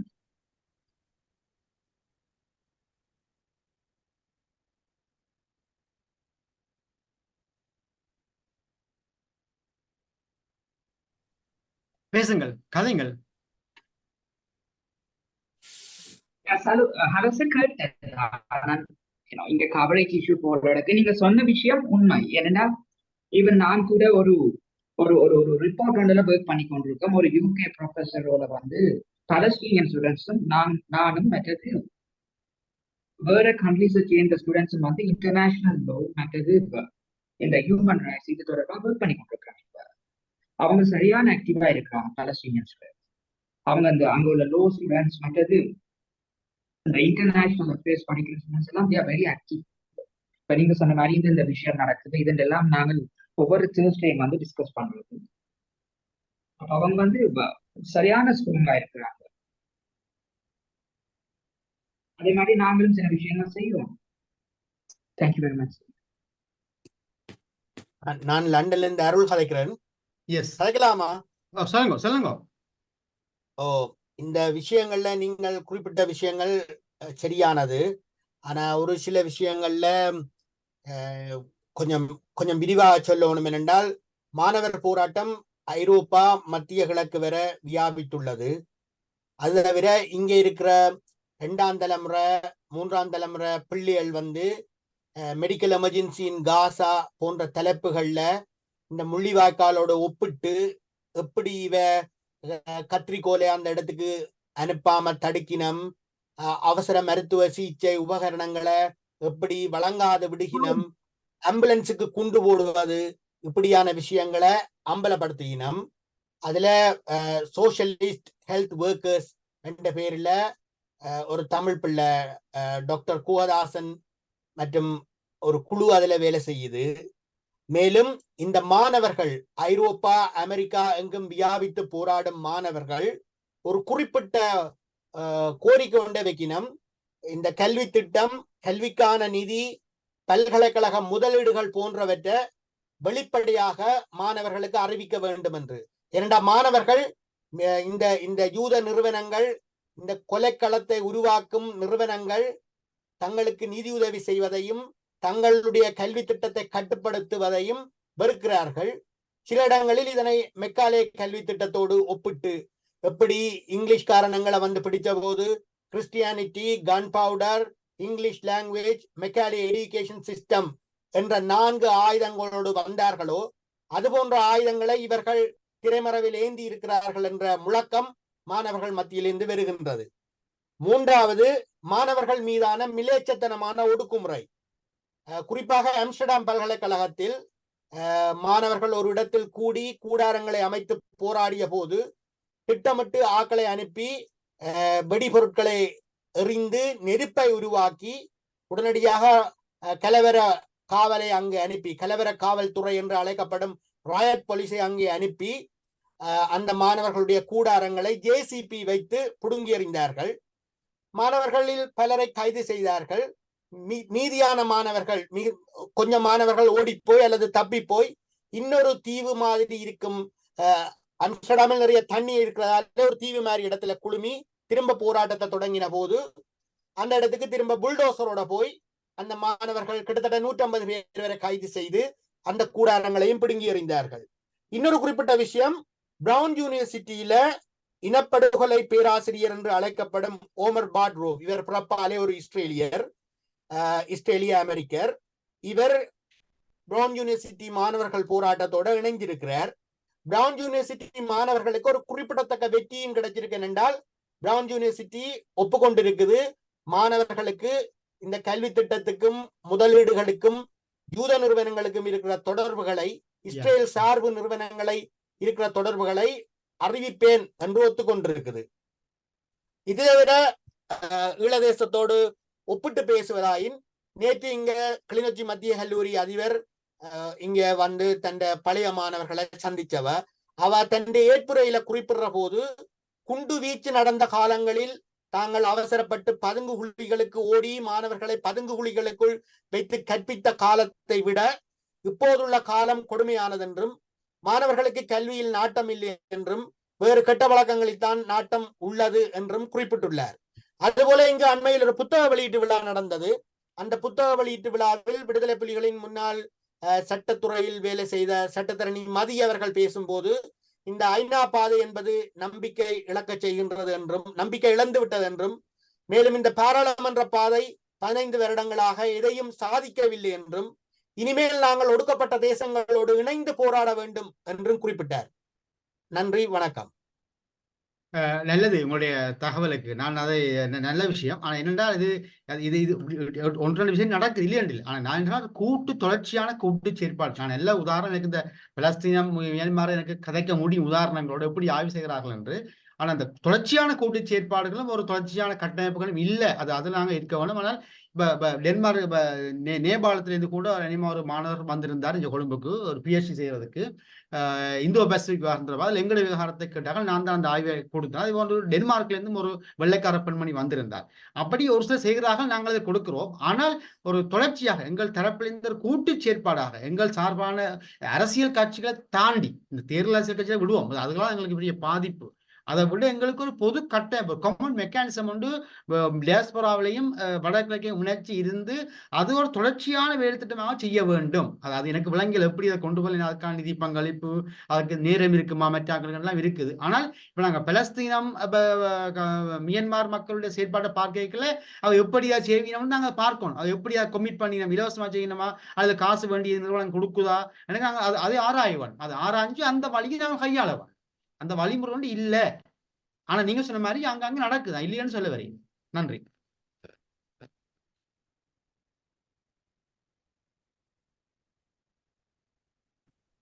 வேற யாராவது சொல்லுங்க.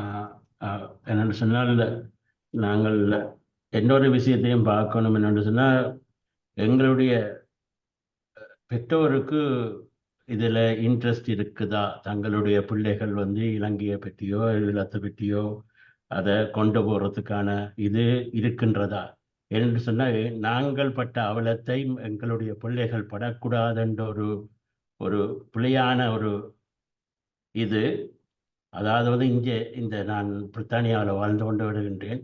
இப்போ இங்கே புதுசாக பல வெள்ளைக்காரர்கள் துவங்கி இருக்கின்றார்கள். வேறு நாட்டுக்காரர் இங்கே வந்து தங்களுடைய பாப்புலேஷனை கூட குறைச்சி கொண்டு வராங்கள். அவைண்ட பாப்புலேஷன் கூடிக்கொண்டு போகுது. அந்த முறையில் நாங்கள் வருங்காலத்தில் மைனாரிட்டியாக வந்துடுவோம். இவர்களை விடக்கூடாது என்ற ஒரு நிலைப்பாடு வந்து கொண்டிருக்கின்றார். அப்போ நாங்கள் இந்த நாடுகளில் எவ்வளோ காலம் எங்களுடைய சந்ததி வாழும் என்பது தெரியாத ஒரு நிலைமையில தான் நாங்கள் வாழ்ந்து கொண்டிருக்கின்றோம்.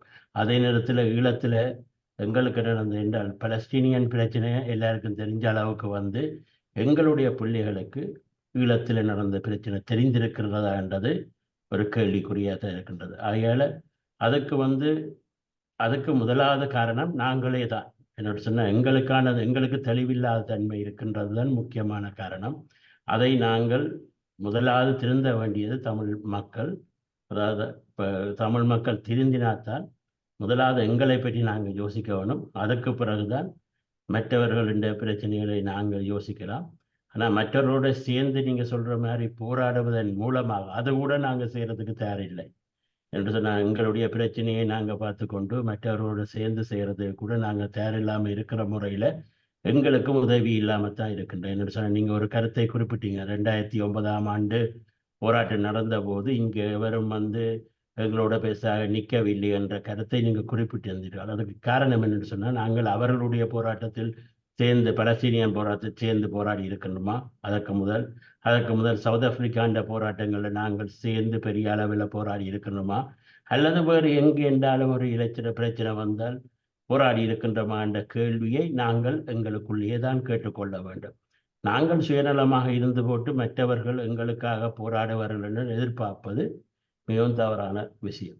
அப்போ அந்த விதத்தை நாங்கள் எங்களுடைய இனம் எங்களுடைய குறைபாடுகளை இன்றைக்கு தினம் மொழிவாய்க்கால் அவளை நடந்த பிறகு கூட நாங்கள் திருந்தி இருக்கிறோமான்னு சொன்னால் திரும்பவும் போய் இங்கே இருந்த ஒரு குரூப் வந்து பேரினவாதத்தின் காலையில் விழுந்துட்டு போகுது.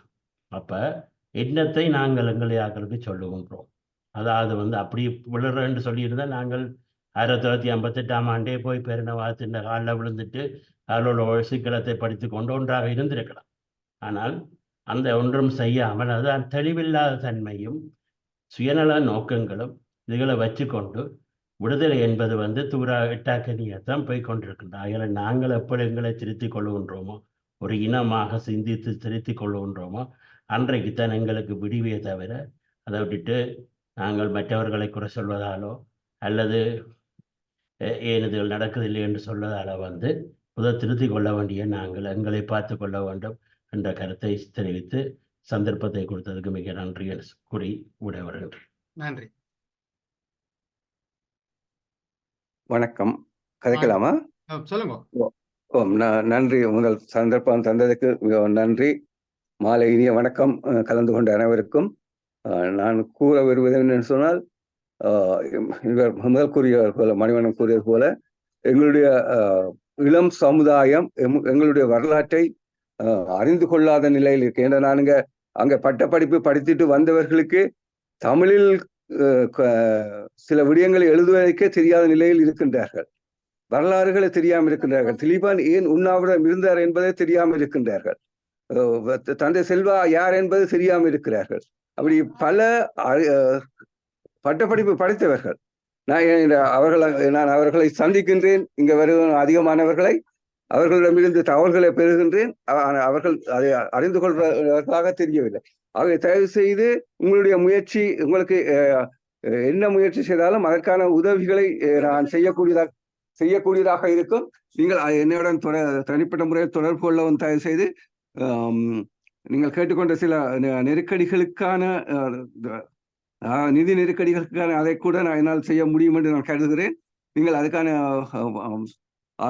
ஆய்வுகள் செய்வதற்கான முயற்சியை செய்யுங்கள். ஆனால் சில எங்க வெளிநாட்டு பல்கலைக்கழகங்களில் சிலர் செய்கின்றார்கள். ஆனால் அது ஒரு நிறைவு பூரணப்படுத்தப்பட்டதாக காணக்கூடியதாக இல்லை. அது மற்றவர்கள் நம்மவர்கள் அதை அறிந்து கொள்கிறார்களோ என்பதும் ஒரு கேள்விக்குறியாக இருக்கிறது. அது முக்கிய காரணம் நம்மிடம் உள்ள அறியாமைதான் நான் அறிந்த வரையில் எங்களுடைய பின்னோக்கி செல்வதற்கு முக்கிய காரணம். இன்றைக்கு நாங்கள் ஜன ரீதியில போராட்டத்தை முன்னுக்கு எடுத்தாலும் எமக்கு வேண்டியது இன அழிப்புக்கு நீதி, எமக்கு வேண்டியது ஒரு பொது வாக்கெடுப்பு, அதனூடாகத்தான் நமக்கான தீர்வை அடைய முடியும் என்ற விடயங்களை கூட நாங்கள் அறியாமல், எங்களுடைய பெரியவர்கள் கூட அறியாத நிலையில் இன்றைக்கு இருக்கின்றார்கள். ஆகவே அவர்களுக்கு எப்படி அவர்களை அந்த கருத்துக்களை அவர்களிடம் கொண்டு செல்வது என்பது உங்களை போன்றவர்களுடைய கையில், ஊடகங்களின் கையில் தான் இருக்கின்றது. தயவுசெய்து உங்களுடைய முயற்சியை தொடர்ந்து செய்யுங்கள். மற்றது நாங்கள் 1956 2008 மட்டும் இலங்கையில் நடந்த இன அழிப்பு சம்பந்தமான ஆவணங்களை யாழ் பல்கலைக்கழக மாணவர்கள் எழுதி வச்சிருக்கிறார்கள், இன்னைக்கு புத்தகம் வெளியிட்டிருக்கிறார்கள். அதே போல 2009 2008க்கு பிறகு இன்று வரையில் நடக்கும் இன அழிப்பு சம்பந்தமான விவரங்களையும் நில அபகரிப்பு சம்பந்தமான விடயங்களையும் ஒரு ஆவணப்படுத்தி நீங்கள் வெளிநாடுகளுக்குள்ள பல்கலைக்கழக ஆய்வுக்கோ அல்லது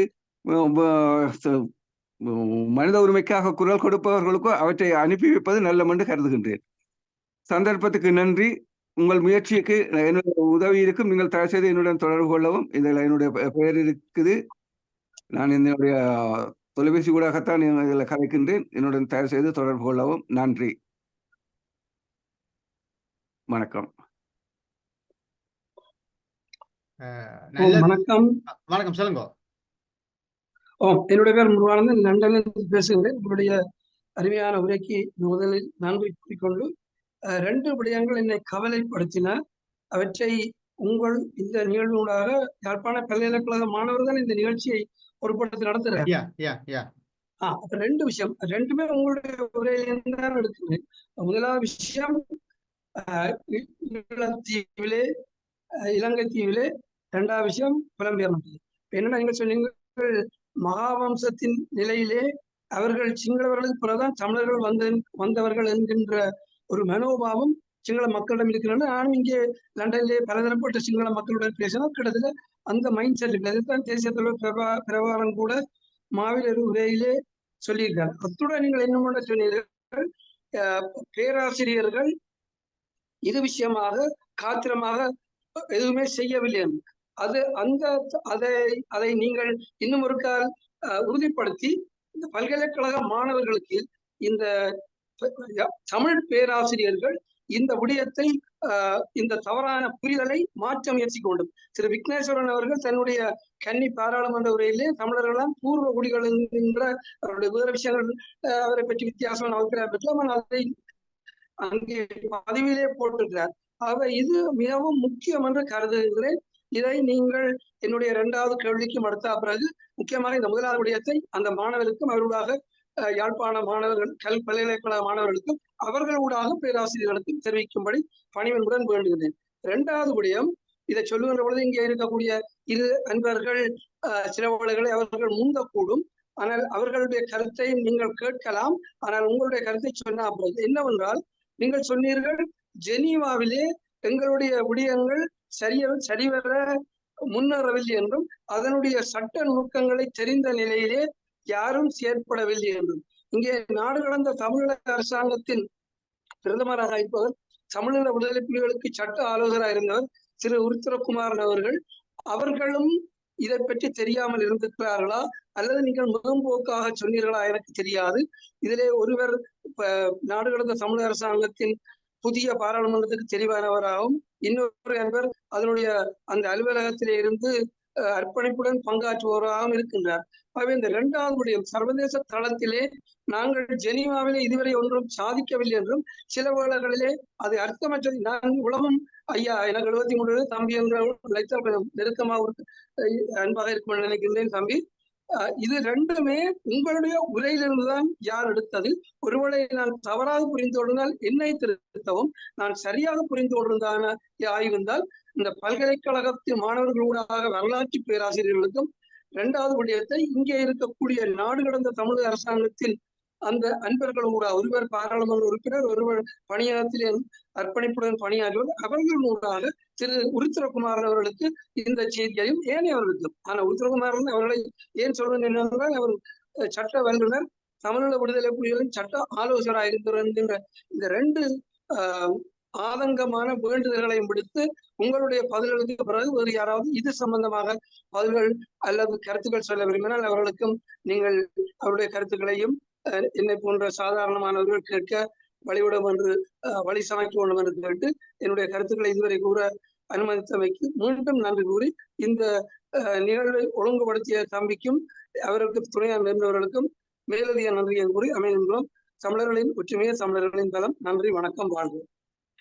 இல்லை, நான் உங்களுடைய மன ஆதங்கத்தை ஏற்றுக்கொள்கிறேன். நான் இதுக்கு பொதுவாக 2 உதாரணம் சொல்கிறேன். ஒன்று வந்து மகாசேனன், எனக்கு யாழ்ப்பாண பல்கலைக்கழகத்தில் அரசியல் விஞ்ஞானத்துறை பட்டதாரி, இப்போ டெல்லி பல்கலைக்கழகத்தில் மாஸ்டர் டிகிரி செய்து கொண்டிருக்கிறார் நினைக்கிறேன். நேற்று என்னோட கதைத்தவர் அவர் எனக்கு ஒரு விடயம் சொன்னார். இந்த 2009 போர் முடிந்து 2010ஆம் ஆண்டுல டெல்லி பல்கலைக்கழகத்தில் இருந்த தமிழ் மாணவர்கள் ஒரு அமைப்பை உருவாக்கினார்கள். அதனுடைய சின்னம் கார்த்திகை பூவை வைத்தார்கள் என்று சொன்னார். ஆனால் பிறகு அந்த மாணமைப்பு தொடர்ச்சியாக இயங்கவில்லை என்று ஒன்று சொன்னார். அடுத்து சொன்னார், அந்த இந்திய மாணவர்களை பொறுத்தவரை எங்களுடைய பிரச்சனை அவர்களுக்கு விளங்குது. அவர்களுடைய இந்தியா காங்கிரஸ் செய்தது பிழை மற்றது விஷயங்கள் விளங்குது. ஆனால் தமிழினம் எப்படி பாதிக்கப்பட்டதால் இந்திய இராணுவம் வந்து அங்கு எப்படியான அநியாயங்கள் செய்து என்ற விடயங்கள்ல ஒரு தெளிவின்மை தன்மை காணப்படுது. அப்ப அது என்னென்றால், இப்ப நாங்கள் எழுதுறோம் எல்லாம் செய்கிறோம் இல்லை என்று இல்லை. ஆனா மாணவருக்கு அதை இன்னும் நாங்கள் விசேடமாக கொடுக்க வேண்டுமா இருந்தால் இப்படியான தொடர்பால் இந்த பல்கலைக்கழகங்களுக்கு கூடான மாணவருடைய தொடர்பால் மிக முக்கியமானது. நான் பல்கலைக்கழக மாணவர்களையும் கிழக்கு பல்கலைக்கழக மாணவர்களையும் நான் ஒரு விடயத்துல பாராட்டணும். எப்படின்னு சொன்னால், ஏதோ ஒரு வகையில் எங்களுடைய பிரச்சனை அப்பப்ப அவர்கள் வெளியே கொண்டு வருகிறார்கள். எப்படியான கூட்டங்கள் அல்லது சில கோரிக்கைகள் சில பேரணிகளை அப்பப்ப செய்கிறார். அது உண்மையிலே பாராட்டக்கூடியது. அவர் தங்களுடைய கல்வி பழுவுக்கு மத்தியிலும் அதை செய்கிறார்கள். ஆனால் அவர்களுக்கான சில பக்க பலங்கள் அல்லது அவர்களுக்கான வெளியிருக்கக்கூடிய, அதாவது பல்கலைக்கழகத்தில் வெளியேறிய சென்ற சில மாணவர்களுடைய ஆதரவின்மைகள் அங்கே ஒரு குறைபாடு இருக்கின்றது. இப்போது அந்த மகாசேனன் சொன்ன விஷயத்தின்படி பார்த்தால், அந்த டெல்லி பல்கலைக்கழகம் அமைத்த அந்த மாணவர் அமைப்பும் பல்கலைக்கழகம் யாழ்ப்பாண பல்கலைக்கழகம் அல்லது கிழக்கு பல்கலைக்கழகம் தொடர்புகளை ஏற்படுத்தி கொண்டு இருந்திருக்குமாக இருந்தால், அந்த உரையாடல் அங்கே தொடர்பாக இருந்திருந்தால் நிச்சயமாக அதில் நாங்கள் சின்ன முன்னேற்றத்தை கண்டிருக்கலாம். அந்த சிறிய முன்னேற்றத்தை கூட காணாமல் முடியாம போனதுக்கான காரணம் என்னன்னு சொன்னால், எங்களுடைய கூட தொடர்பாடல் இன்மை. இது ஒரு பாரிய குறைபாடு. இதை நாங்கள் எடுக்க வேண்டும். ஆனால் இங்கே குறிப்பிட்டது போல ஆய்வுகள் அங்காங்கே நடக்கணும் இல்லை என்றில்லை, செய்கிறார்கள். ஆனால் இன்றைக்கு காசா மக்களுக்கு இருக்கக்கூடிய அந்த முக்கியத்துவம், பலஸ்தீன மக்களுடைய பிரச்சனை என்று பேசுபவர்களாக இருக்கின்ற ஐக்கிய நாடு சபையிலே கூட ஒரு பார்வையாளர் அந்தஸ்து இருக்கிறது. இப்போது கூட உரிமை இன்னும் அங்க சலுகை அதிகமாக வந்திருக்கிறது என்று சொன்னால், அந்த அளவு தூரத்துக்கு எங்களுடைய விகாரம் போகவில்லை என்றால் அதுக்கான காரண காரியங்களை நாங்கள் அறிய வேண்டும். இன்னும் யாரையும் அறியவே இல்லை. தமிழ் தேசிய கட்சி விடுவோம். நன்றி. நிக்சன், ஒரு கருத்து என்னன்னு சொன்னா, நீங்க சொல்லி இருந்தீர்கள், அதாவது ஆனால் ஒரு விஷயத்தை வந்து நாங்கள் ஞாபகத்தில் வைத்துக் கொள்ள வேண்டும். பலஸ்தீனியத்துக்கு ஒரு ஓப்பனான ஒரு யுஎன் ஹியூமன் ரைட் கவுன்சில்ல அவர்களுக்கு ஒரு இருக்கை கொடுக்கப்பட்டிருக்கின்றது. அந்த இருக்கை மூலமாக அவர்கள் அதை தவிர கிட்டத்தட்ட 30 நாடுகளுக்கு மேல அவர்களுடைய இன நாடுகள், அதாவது இந்த என்ன இஸ்லாமிக்க நாடுகளுடைய கூட்டமைப்பு இருக்கின்றது. அதை தவிர அவருக்கு எவ்வளவோ இது கனகாலமாக போய்கொண்டிருக்கின்ற பிரச்சனை. இதன் தாக்கங்கள் எல்லா இடமும் இருக்கின்ற ஒரு அப்படியான ஒரு இது. ஆனால் இலங்கையை பொறுத்தவரையில எங்களுக்குள்ளேயே தெளிவில்லாத தன்மைகள் கணக்கு இருக்கின்றன. என்னன்னு சொன்னா, இன்றைக்கு எத்தனை பேரை கேட்டால் நாங்கள் சுதந்திரமாக இதாக வாழ போகின்றோம் என்று கேட்டால் 13ஆம் திருத்தத்தை ஆதரிப்பவர்களும் இருக்கின்றார்கள். அதே நேரம் ஒரு நாடு இரு தேசம் என்ற அந்த கொள்கையை ஆதரிப்பவர்களும் இருக்கின்றார்கள். அப்படி ஒவ்வொரு விஷயத்தை எங்களுக்கே நாங்கள் என்ன வேணும் என்று தெரியாமல் எங்க போய் என்னத்தை கேட்கறது என்ற ஒரு கேள்வி இருக்கின்றது. மற்ற இன்னொன்று எங்களுக்கு நாங்கள் கொஞ்சம் கொஞ்சமாகத்தான் என்றாலும் கொஞ்சம் கொஞ்சமாக முன்னேறி கொண்டிருக்கின்றோம். என்றாலும் கூட இது நீங்க கேட்ட கேள்வி சரி, நாங்கள் எவ்வளவு இதுகள் செய்திருக்கிறோம். என்னன்னு சொன்னால், நாங்கள் ஒரு தனித்துவமாக எதையும் செய்ய விரும்புகின்றபடியால் அது அப்படியே போய்கொண்டிருக்கின்றது. நாங்கள் மற்றவர்களுடனும் சேர்ந்து செயல்பட தொடங்க வேண்டும். அத்துடன் 2வது மாணவர்கள் அமைப்புகள், இங்கே இருக்கிற அமைப்புகள், அமெரிக்காவில் இருக்கின்ற மாணவர்களாக இருக்கலாம் அல்லது இலங்கை இப்போ யாழ்ப்பாண பல்கலைக்கழக மாணவர்களுக்கு உள்ள ஒரு தொடர்பாடல் அதன் மூலமாக அவர்கள் செய்யக்கூடிய ஒரு விஷயம் இன்னும் திறமாக இருக்கும். இப்போ நாங்கள் வெளியில இருந்து கொண்டு மற்றவர்கள் செய்கிறதிலும் பார்க்க அவர்கள் ஒரு என்ன பல்கலைக்கழகத்துக்குள்ளால செய்கிற விஷயம் திறமாக இருக்கும். அதுக்கான சப்போர்ட்டுகளை கொடுப்பதற்கு இங்கே கனவே இருக்கணும். ஆனால் அந்த முயற்சிகள் முன்னேறி வர வேணும் என்று கருத்தை நான் கூறிக்கொள்கிறேன். மிக்க நன்றி. நன்றி நன்றி. வேறு யாராவது? ஓம் அண்ணா, வணக்கம் அண்ணா. நான் மாசனம் கேட்கணும்ண்ணா. சொல்லுங்க மாசம். ஓம் அண்ணா, இதுல சின்ன ஒரு விஷயத்தை நிக்கிறீங்க, ஒரு சின்ன விஷயத்தை காய்ச்சிட்டு சொல்றோம் நினைக்கிறேன். என்னென்றால் இதுல ஒரு கேள்வி உண்டு. என்னென்றால் நான் நினைக்கிறேன், நான் இங்க வந்தா சின்ன ஒரு எனக்குள்ள என்ற பட்டறிவுக்குள்ள வந்த விஷயம் என்றால், இன்றைக்கு உலகமயமான ஒரு பெரிய ஒரு வளர்ச்சியை கண்டு கொண்டு போற சூழல்ல நாங்கள், அதாவது எங்களோட வடகிழக்கு பகுதியில இருக்கிற நாங்கள் இன்னும் உலகமயமானதுக்குள்ள போகலையோன்ற அச்சங்கள் எனக்கு வர பார்க்குது. ஏனென்றால் கிட்டத்தட்ட கொரோனாக்கு பின்னரான உலக ஒழுங்குல கிட்டத்தட்ட இன்றைக்கு இந்த சூமண்ட ஒரு இணையவழி கூடாக உலகம் உலக லேசா தொடர்புல போன தொடங்கிட்டது. ஆனா இன்றைக்கு வரைக்கும் எங்களால எங்கட புலம்பெயர் சமூகத்தில் இருக்கிற இளைஞர்களும் படுகோகமாக சார்ந்து இன்னும் இறுக்கமா இன்னும் ஒரு வைராக்கியமா செய்யப்படுறாங்க. அதை மாட்டு கருத்து இல்லை. ஆனா அவர்களோட ஏன் எங்களுடைய பல்கலைக்கழக மாணவர்களை ஒரு தொடர்பை ஏற்படுத்த முடியாமல் இருக்கிறது, அதுக்கு அதை பற்றி நீங்க என்ன நினைக்கிறீங்க? அது உண்டு. அடுத்தது இந்த மாணவர் சமூகங்கள் இந்த போராட்டங்கள் அதில் பற்றின அதுல உண்டு. நான் அதுல அதாவது மாணவர் ஒன்றியங்கள் இருந்த அனுபவத்துல மாணவர்கள் ஏன் இன்னும் நாங்கள் ஒரு சரியான செயற்பாட்டு பரப்புக்குள்ள போயிடாமல் இருக்கின்றால் எங்களுக்கு சமூகத்திலிருந்து சரியான பாதுகாப்பு கிடைக்குதான்றது கேள்விக்குரியும். ஏன்னா நான் எங்கட அனுபவங்கள்ல கிட்டத்தட்ட நாங்கள் படிக்க எங்கட 2 பல்கலைக்கழக மாணவருடைய தலைவரும் செயலாளரும் பயங்கரவாத ராஜ்யத்தில் கைது செய்யப்பட்டவர்கள். அதாவது பயங்கரவாத கைது செய்த போதும் அதற்காக தனித்து மாணவர் ஒன்றியம் தான் போராடினது. சமூக பரப்புல இருந்து இந்த ஆதரவும் பலமான ஆதரவு கிடைக்கப்பெறவில்லை. அதற்கு பிறகு ஓகே, நாங்கள் ஒரு கட்டத்துக்கு இல்லை எங்களுக்கு ஒரு போராட்டத்தை செய்ய முடியாத சந்தர்ப்பம் நாங்கள் தொடர்ச்சியா படிக்க போனா பிறகு பல்கலைக்கழகம் முடிஞ்சா பிறகு அது அந்த வழக்குகளுக்கு போனதுன்றது அவங்க இண்டிவிஜுவல். அதுக்கு பிறகு நாங்களும் விட்டுட்டோம், அதாவது மாணவர்களும் விட்டுட்டோம். தனியே பல்கலைக்கழக மாணவ தலைவரும் செயலாளர் மட்டும்தான் தனியே தங்களோட வழக்குகளுக்கு போக வேண்டிய சூழலுக்கு போனது.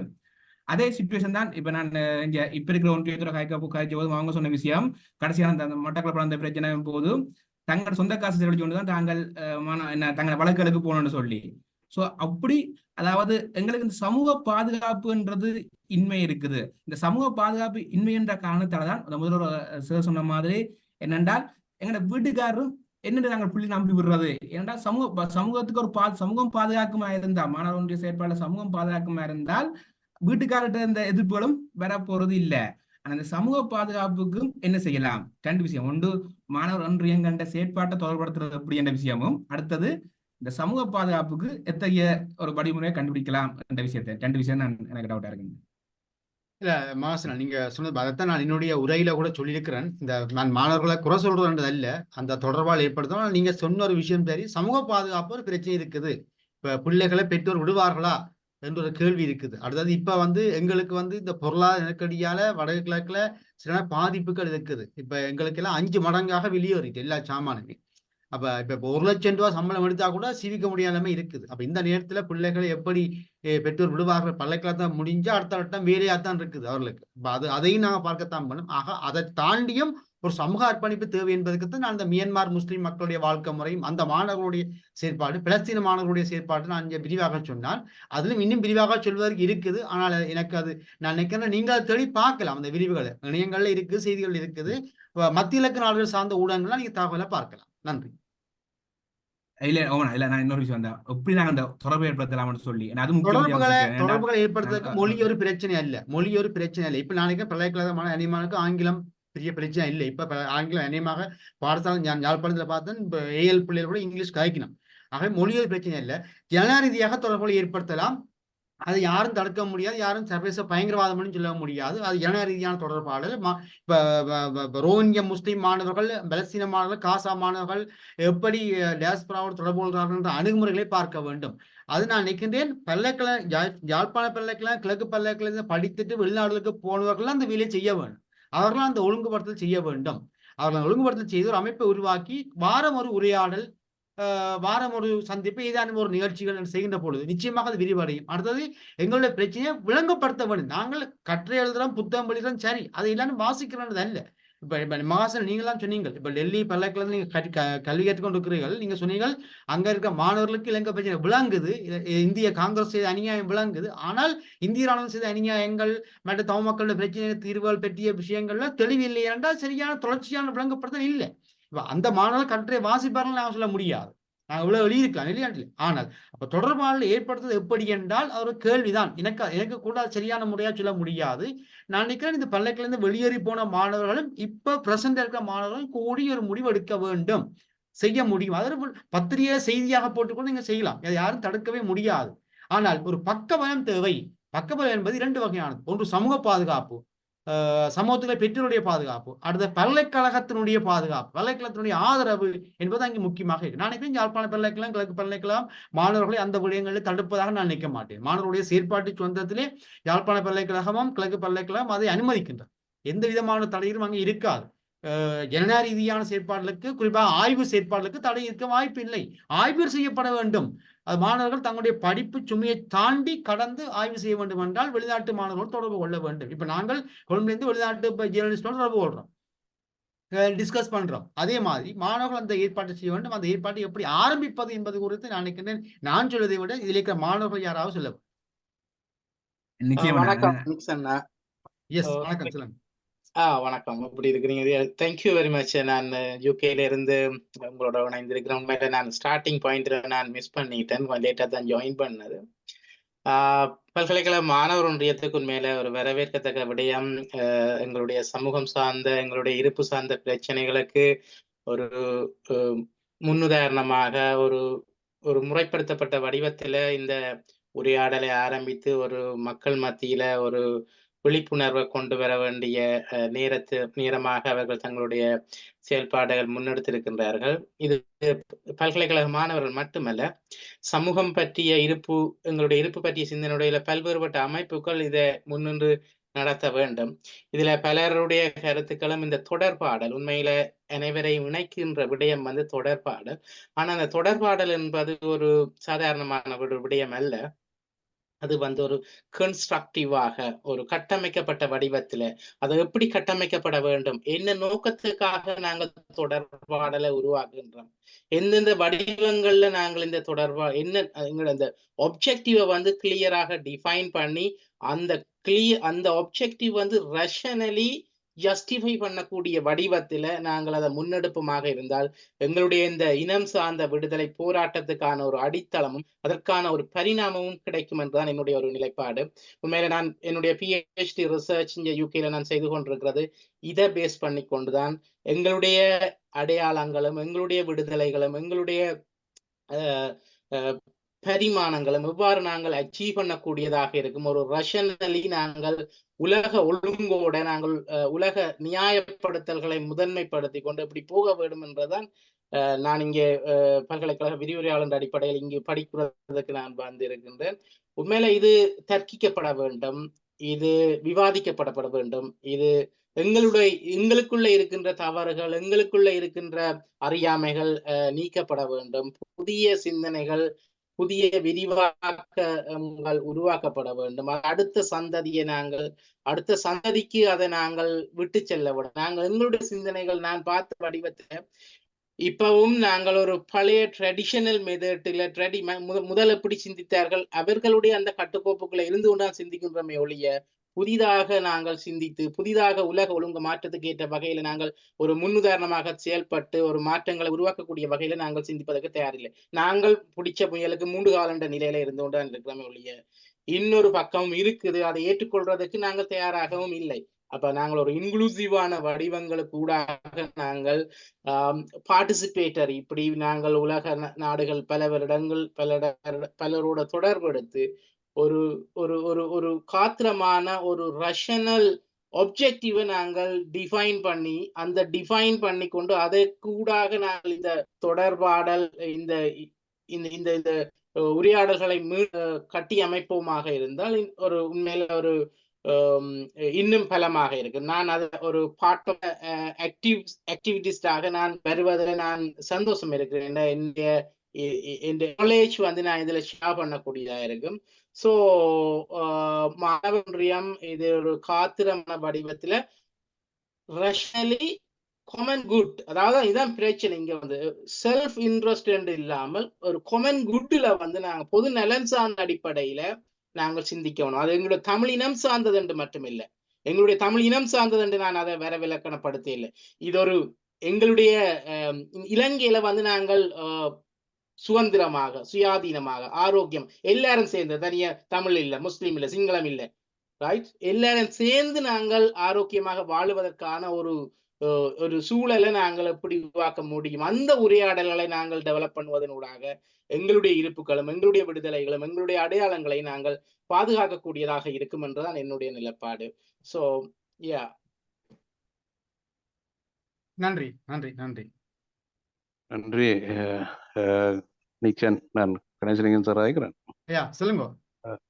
நான் கொஞ்சம் லேட், எனக்கு ஒரு கூட்டம் ஒன்று முடிஞ்சு இப்போதான் வந்து ஜாயின் பண்ணிட்டேன் உடனடியாக. ஏதோ பெரிய விஷயம். முதல் மாணவ ஒன்றியத்துக்கு என்னுடைய நன்றி. இப்படியான கலந்துரையாடல் தொடர்ந்து நீடிக்க வேணும். இது எங்களுக்கு தேவையானது. உண்மையில் இன்றைக்கு நிகழ்த்தப்பட்ட உரையாடல் இல்லாவிட்டாலும் நான் அது தொடர்பான ஒரு கண்டினியூட்டியாக அதுக்குள்ளே நான் ஒர்க் பண்ணுறபடியாக உண்மையில் ஒரு ஆரோக்கியமான ஒரு எண்ணத்தை எங்களுக்கு தந்திருக்கும். மாணவ ஒன்றியத்திட்ட நான் கேட்பது, இது தொடர்ச்சியாக செய்யப்பட வேண்டும். யூனிவர்சிட்டிக்குள்ளே இருக்கிற இன்டெலெக்சுவலை விட வெளியில் இருக்கிற இன்டெலெக்சுவலுக்குள்ளால் இப்போ நிக்சன் போன்ற வேறும் பலரை இதுக்குள்ளே, அதே மாதிரி இப்போ சிவகாரன் இதில் உரையாடினது போல் நாங்கள் டயஸ்போரா தளத்தில் இருந்து கூட இதுக்குள்ளே நாங்கள் நிறைய விஷயங்களை கொண்டுடலாம். ஏன்னு சொன்னால் நாடுகளை பற்றிய உரையாடலாம் எங்கள்கிட்ட அதிகம் இருக்குது. சர்வதேச நிறுவனங்களை பற்றிய உரையாடல் எங்கள்கிட்ட மிக குறைஞ்ச அளவில் இருக்குது. நான் நினைக்கிறேன் இன்றைக்கு நிக்சன் கதைச்சது முழுவதும் பெருமளவுக்கு சர்வதேச நிறுவனங்களுக்குள்ளாலே எப்படி நாங்கள் இந்த விடயத்தை கொண்டு செல்லுதல்ன்றதுல நினைக்கிற ஒரு தெளிவோடு அவர் உரையாடி இருப்பார். நிச்சயம் இது ஒரு ஆரோக்கியமான ஒரு தொடக்கமாக இருக்கட்டும். இதே போல ஒவ்வொரு மாதமும் அல்லது ஒரு குறிப்பிடப்பட்ட காலப்பகுதிக்குள்ள இந்த மாதிரியான உரையாடல்கள் எங்களுக்கு வேணும். எங்களுடைய மாணவர்கள் எல்லோருமே இதில் கலந்து கொள்ளக்கூடிய ஒரு சூழல் வேணும். நிக்சன், இதுக்கு உண்மையில் நீங்கள் உடன்பட்டு எவ்வளோ வேலை சுமையில உங்களோட முகத்தை பார்க்கவே தெரியுது, எவ்வளோ வேலை சுமையில எங்களோட பயணித்திருக்கிறீர்கள். நன்றி. உண்மையில் நிக்சன் பெரிய விஷயம். மாணவ ஒன்றியத்துக்கும் என்னுடைய வாழ்த்துக்களை தெரிவித்து நான் நிறைவு செய்கிறேன். நன்றி எல்லாரும்.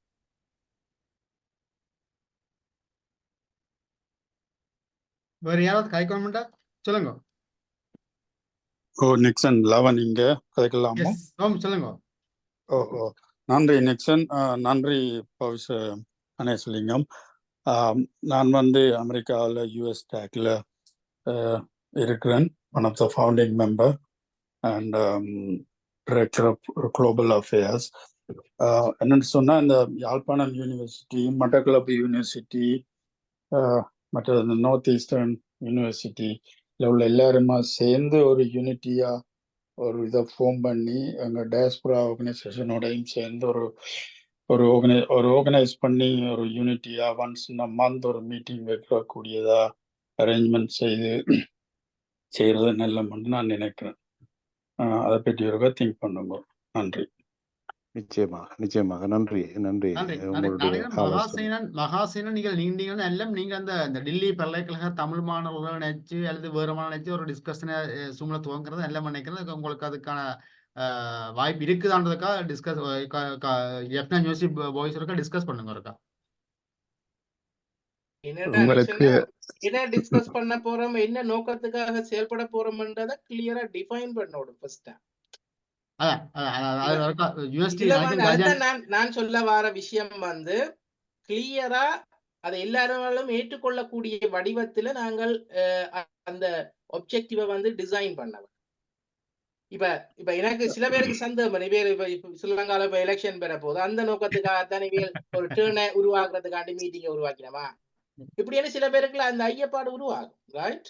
சோ அதால நான் சொன்னேன் காமன் குட் என்று சொல்ல வந்த விடயம் வந்து ஒரு பொது நலன் சார்ந்த எதிர்கால சந்ததியை நோக்கியதாக, எதிர்கால எங்களுடைய ஒற்றுமையும் எங்களுடைய அமைதியான வாழ்க்கையை நோக்கியதாக, ஒரு சுவிச்சத்தை நோக்கியதாக, இந்த நோக்கங்களை அடையக்கூடிய வகையில நாங்கள் ரஷனல் கலெக்டிவ் வில் என்று சொல்லலாம். நாங்கள் ரைட், ஒரு ரஷனலானதும் எல்லாரும் சேர்ந்த ஒரு விருப்பம், எல்லாரும் சேர்ந்து ஒற்றுமையா இருக்கக்கூடிய விருப்பத்தை நாங்கள் டிசைன் பண்ணி இதை நோக்கிய உரையாடலுக்காக, இந்த உரையாடல் வந்து எங்களிடம் இருக்கின்ற இந்த அடிமைத்தனங்களையும் எங்களிடம் இருக்கின்ற இந்த வேறுபாட்டு தன்மைகளையும் உடைத்து ஒரு புதிய சிந்தனைகளை உருவாக்கக்கூடிய வகையில் அனைவரும் ஏற்றுக்கொள்ளக்கூடிய வகையில அதை உருவாக்கக்கூடிய வகையில நாங்கள் அதை டிசைன் பண்ணி இதை நோக்கித்தான் நாங்கள் போக போறோம்.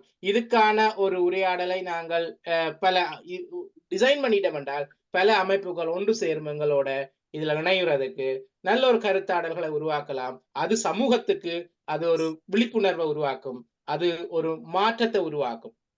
அப்ப எதை நாங்கள் அடைய போறோம் என்றதை கிளியராக டிசைன் பண்ண வேண்டும். கலெக்டிவ் ரேஷனல் வில் என்று நாங்கள் அதை சொல்லுவோம்.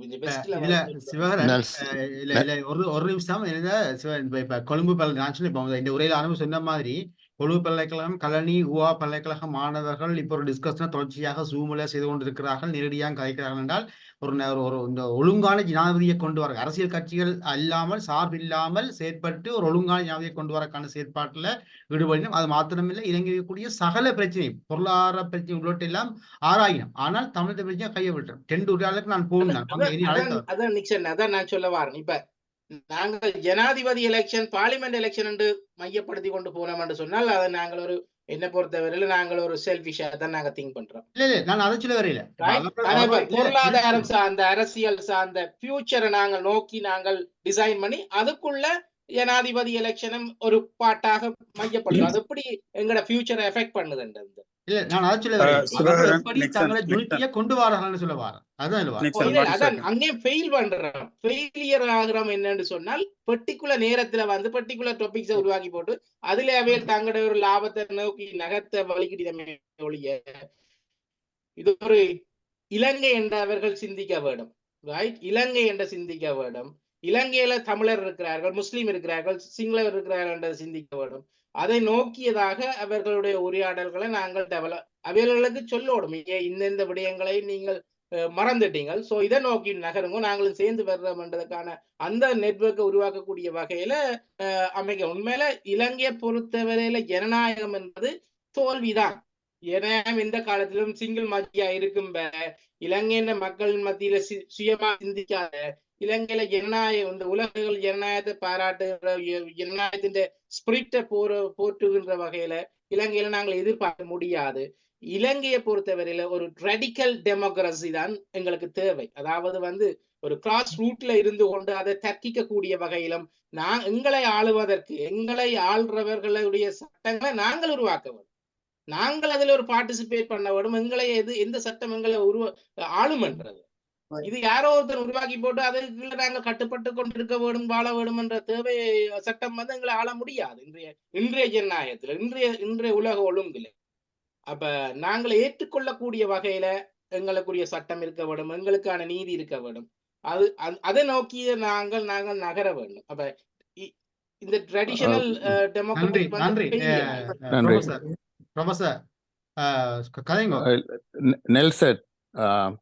சார், நான் ஒரு சின்ன ஒரு ஒன்று சொல்றேன். என் பேர் சிவராஜ், உங்களுக்கு அழைச்சிருக்கிறேன். உங்களுக்கு டெல்லி யூனிவர்சிட்டி ஆஃப் டெல்லியில தொடர்பு வேணுமெண்டா அங்க உள்ள ஒரு நல்ல ஒரு தமிழ்நாட்டை சேர்ந்த தமிழ் ப்ரொஃபஸர் எங்களோட இலங்கை விஷயத்துல ஆழ்ந்த என்னன்னு சொல்றது ஆழ்ந்த உணர்வு உள்ள ஒரு ஆள் இருக்கிறா. நீங்கள் என்னோட உங்களுக்கு நேரடியா தொடர்பு இல்லை, ஆனா லபனோட உங்களுக்கு நேரடியாக தொடர்பு இருக்குன்னு நினைக்கிறேன்.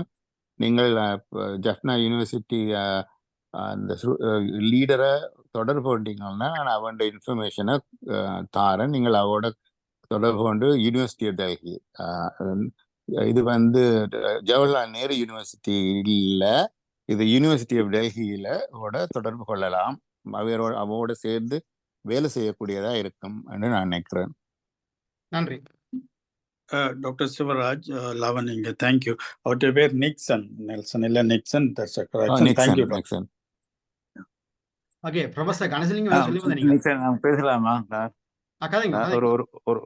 ஒரு சிங்கிள் ஒரு சிவாரன் உரையாடின அந்த விஷயத்துல அந்த டேர்ம் வந்து ஜெனரல் வில் என்று தான் நான் நினைக்கிறேன். ஒரு பொது விருப்பில் ஒன்று நான் அதை சொல்லத்தான் நான் வந்தேன். ஜெனரல் வில் என்றது வந்து சார் அந்த கான்செப்ட் வந்து 17-18 செஞ்சுரியில வந்து கொண்டிருந்தது. பட் இப்ப ரீசன்ட் டிஸ்கோர்ஸ்ல வந்து ஜெனரல் வில்ன்றது வந்து ஒரு மீனிங்ஃபுல்லாக கொண்டு வர வேண்டும்ன்றதுக்காண்டி அது ரஷனல் கலெக்டிவ் வில் என்ற டெர்மினாலஜிகளால கொண்டு வராங்க. இப்ப recent discourse democratic radical democratic டிஸ்கோர்ஸ்களுக்குள்ள வந்து ஜெனரல் வில் குறிப்பா ரூசோ அந்த கான்செப்ட் இன்ட்ரோடியூஸ் பண்ண, பட் அதுல இருந்து இப்ப மாறி அந்த கான்செப்ட் வந்து ஒரு ரஷனல் கலெக்டிவ் வில் என்ற கான்செப்டுகளால டெவலப் ஆகி கொண்டு வருகிறது. நிக்சன் டாக்டர் ஒரு மீனிங் இருக்க டாக்டர் வேணும், அருள் ஒரு ரஞ்சிதன் பிராக்மேட்டிக் இருக்க வேணும், ஒரு ரஷனல் இருக்க வேணும் சார். அதுக்காண்டி தான் அந்த எப்படி அதை டீல் பண்ணலாம், எப்படி நாங்கள் அதை டெவலப் பண்ணலாம், அந்த ஜெனரல் வில்ல அல்லது இந்த ரஷனல் கலெக்டிவ் வில்ல வந்து எப்படி நாங்கள் டெவலப் பண்ண வேண்டும். உண்மைக்கும் நான் நினைக்கின்றேன் மாணவர் ஒன்றியம் இதுல உரையாடியவர்களை ஒரு ஒரு ஒரு ஒரு ஃப்ரூட்ஃபுல்லான டெவலப் பண்ணக்கூடிய மக்களை நாங்கள் ஒரு வேற இதுக்குள்ள எடுத்து அதை இன்னும் டெவலப் ஆகி கொண்டு இன்னும் வேண்டிய வகையில இத ஒரு ஒரு ஒரு இன்னொரு நெட்வொர்க்கை உருவாக்குறது பெட்டராக இருக்கும்னு நினைக்கிறேன். என்ன கணேசலிங்கம் சார், இப்ப இதுல வந்து பலர் ஃபாரின்ல இருந்து பலர் ஜாயின் பண்றார்கள். ஸோ இவர்களுக்குள்ள இன்னும் பல நெட்வொர்க் இருக்காது. ஸோ ஒரு ஒரு காமன் ஆப்ஜெக்டிவ்ல வந்து நாங்கள் இதுல ஒன்றிணைய வேண்டும். அந்த ஒன்றிணைவு வந்து இன்னும் பல எங்களை போல சின்னவுடையவர்களை அந்த அபிலாஷையோட இருக்கக்கூடியவர் கற்கக்கூடியவர் இணைக்க வேண்டும். அந்த இணைப்பு வந்து மாணவர்கள் செயல் வடிவம் கொடுக்கக்கூடிய வகையில மற்ற பல்கலைக்கழகத்தோட தொடர்பு ஏற்படுத்தி அது செயல் எங்களை பொறுத்தவரை நாங்கள் ஐடியாவை உருவாக்குறோம். அது பிராக்மேட்டிக்காக நல்ல விஷயமாக இருக்கக்கூடிய வகையில உருவாக்கும் பொழுது மாணவர்கள் அதை செயல் வடிவம் கொடுக்கும் பொழுது ரெண்டுமே ஒரு மாற்றங்களை உருவாக்கக்கூடிய வகையில அமையும் என்றது என்னுடைய ஒரு எதிர்பார்ப்பாக இருக்கிறது. ஓகே, தேங்க்யூ தம்பி. லவன் ஏதோ கதைக்க நிக்சன் நான் ப்ளீஸ். கனேரம் கையோசத்திட்டு இருக்கிறேன். நிக்சன் உங்களோட அருமையான ஸ்பீச். நான் கேட்கறது என்னன்னா, யாழ் மாணவர் ஒன்றியம் டெல்லியில இருக்கிற மாணவர் ஒன்றியத்தோடு அதே மாதிரி தமிழ்நாட்டில் இருக்கிற மாணவர் ஒன்றியத்தோடு கூட சேர்ந்து வேலை செய்ய முடியுமா? சோசியல் மீடியாவில் நாங்கள் எத்தனை செய்யலாம் தமிழ்நாட்டில்? அதை பற்றி யாரும் அதுக்கு உதவி வேண்டால் உதவி செய்யறதுக்கு வெளிநாட்டில் இருக்கிற நாங்கள் தயாராக இருக்கிறோம். அது என்ன மாதிரி அந்த தொடர்பை ஏற்படுத்தி கொடுக்கறது என்ற விஷயங்களை பற்றி நாங்கள் கதைக்க வேணும். தமிழ்நாட்டு மாணவர் ஒன்றியத்தில் இருந்தாரும் கூப்பிட்டு அவரோட ஒரு ஜூம் மீட்டிங் வச்சு செய்யலாமா? இந்த ஜூம் மீட்டிங் மாதிரி இருக்கிறோம். தேங்க்யூ. இல்ல இப்ப இது என்ன பிரச்சனை சொன்னால், இப்ப நாங்க எடுத்த டேர்ம்ஸ் வந்து இந்த முள்ளி வேக்காலம் காசாகன்றதான் டேர்ம்ஸ். அப்ப அது வந்து உண்மையில இப்ப நாங்கள் இதை தனிய ஒரு குறிப்பிட்ட என்ன பல்கலைக்கழக மாணவ சமூகத்தில் மட்டும் நாங்கள் விட்டு போயில, அது ஒட்டுமொத்த தமிழ் சமூகத்தின் ஒரு பணி. அதுல மாணவர்களுக்கு ஒரு சின்ன பங்களிப்பு இருக்குது.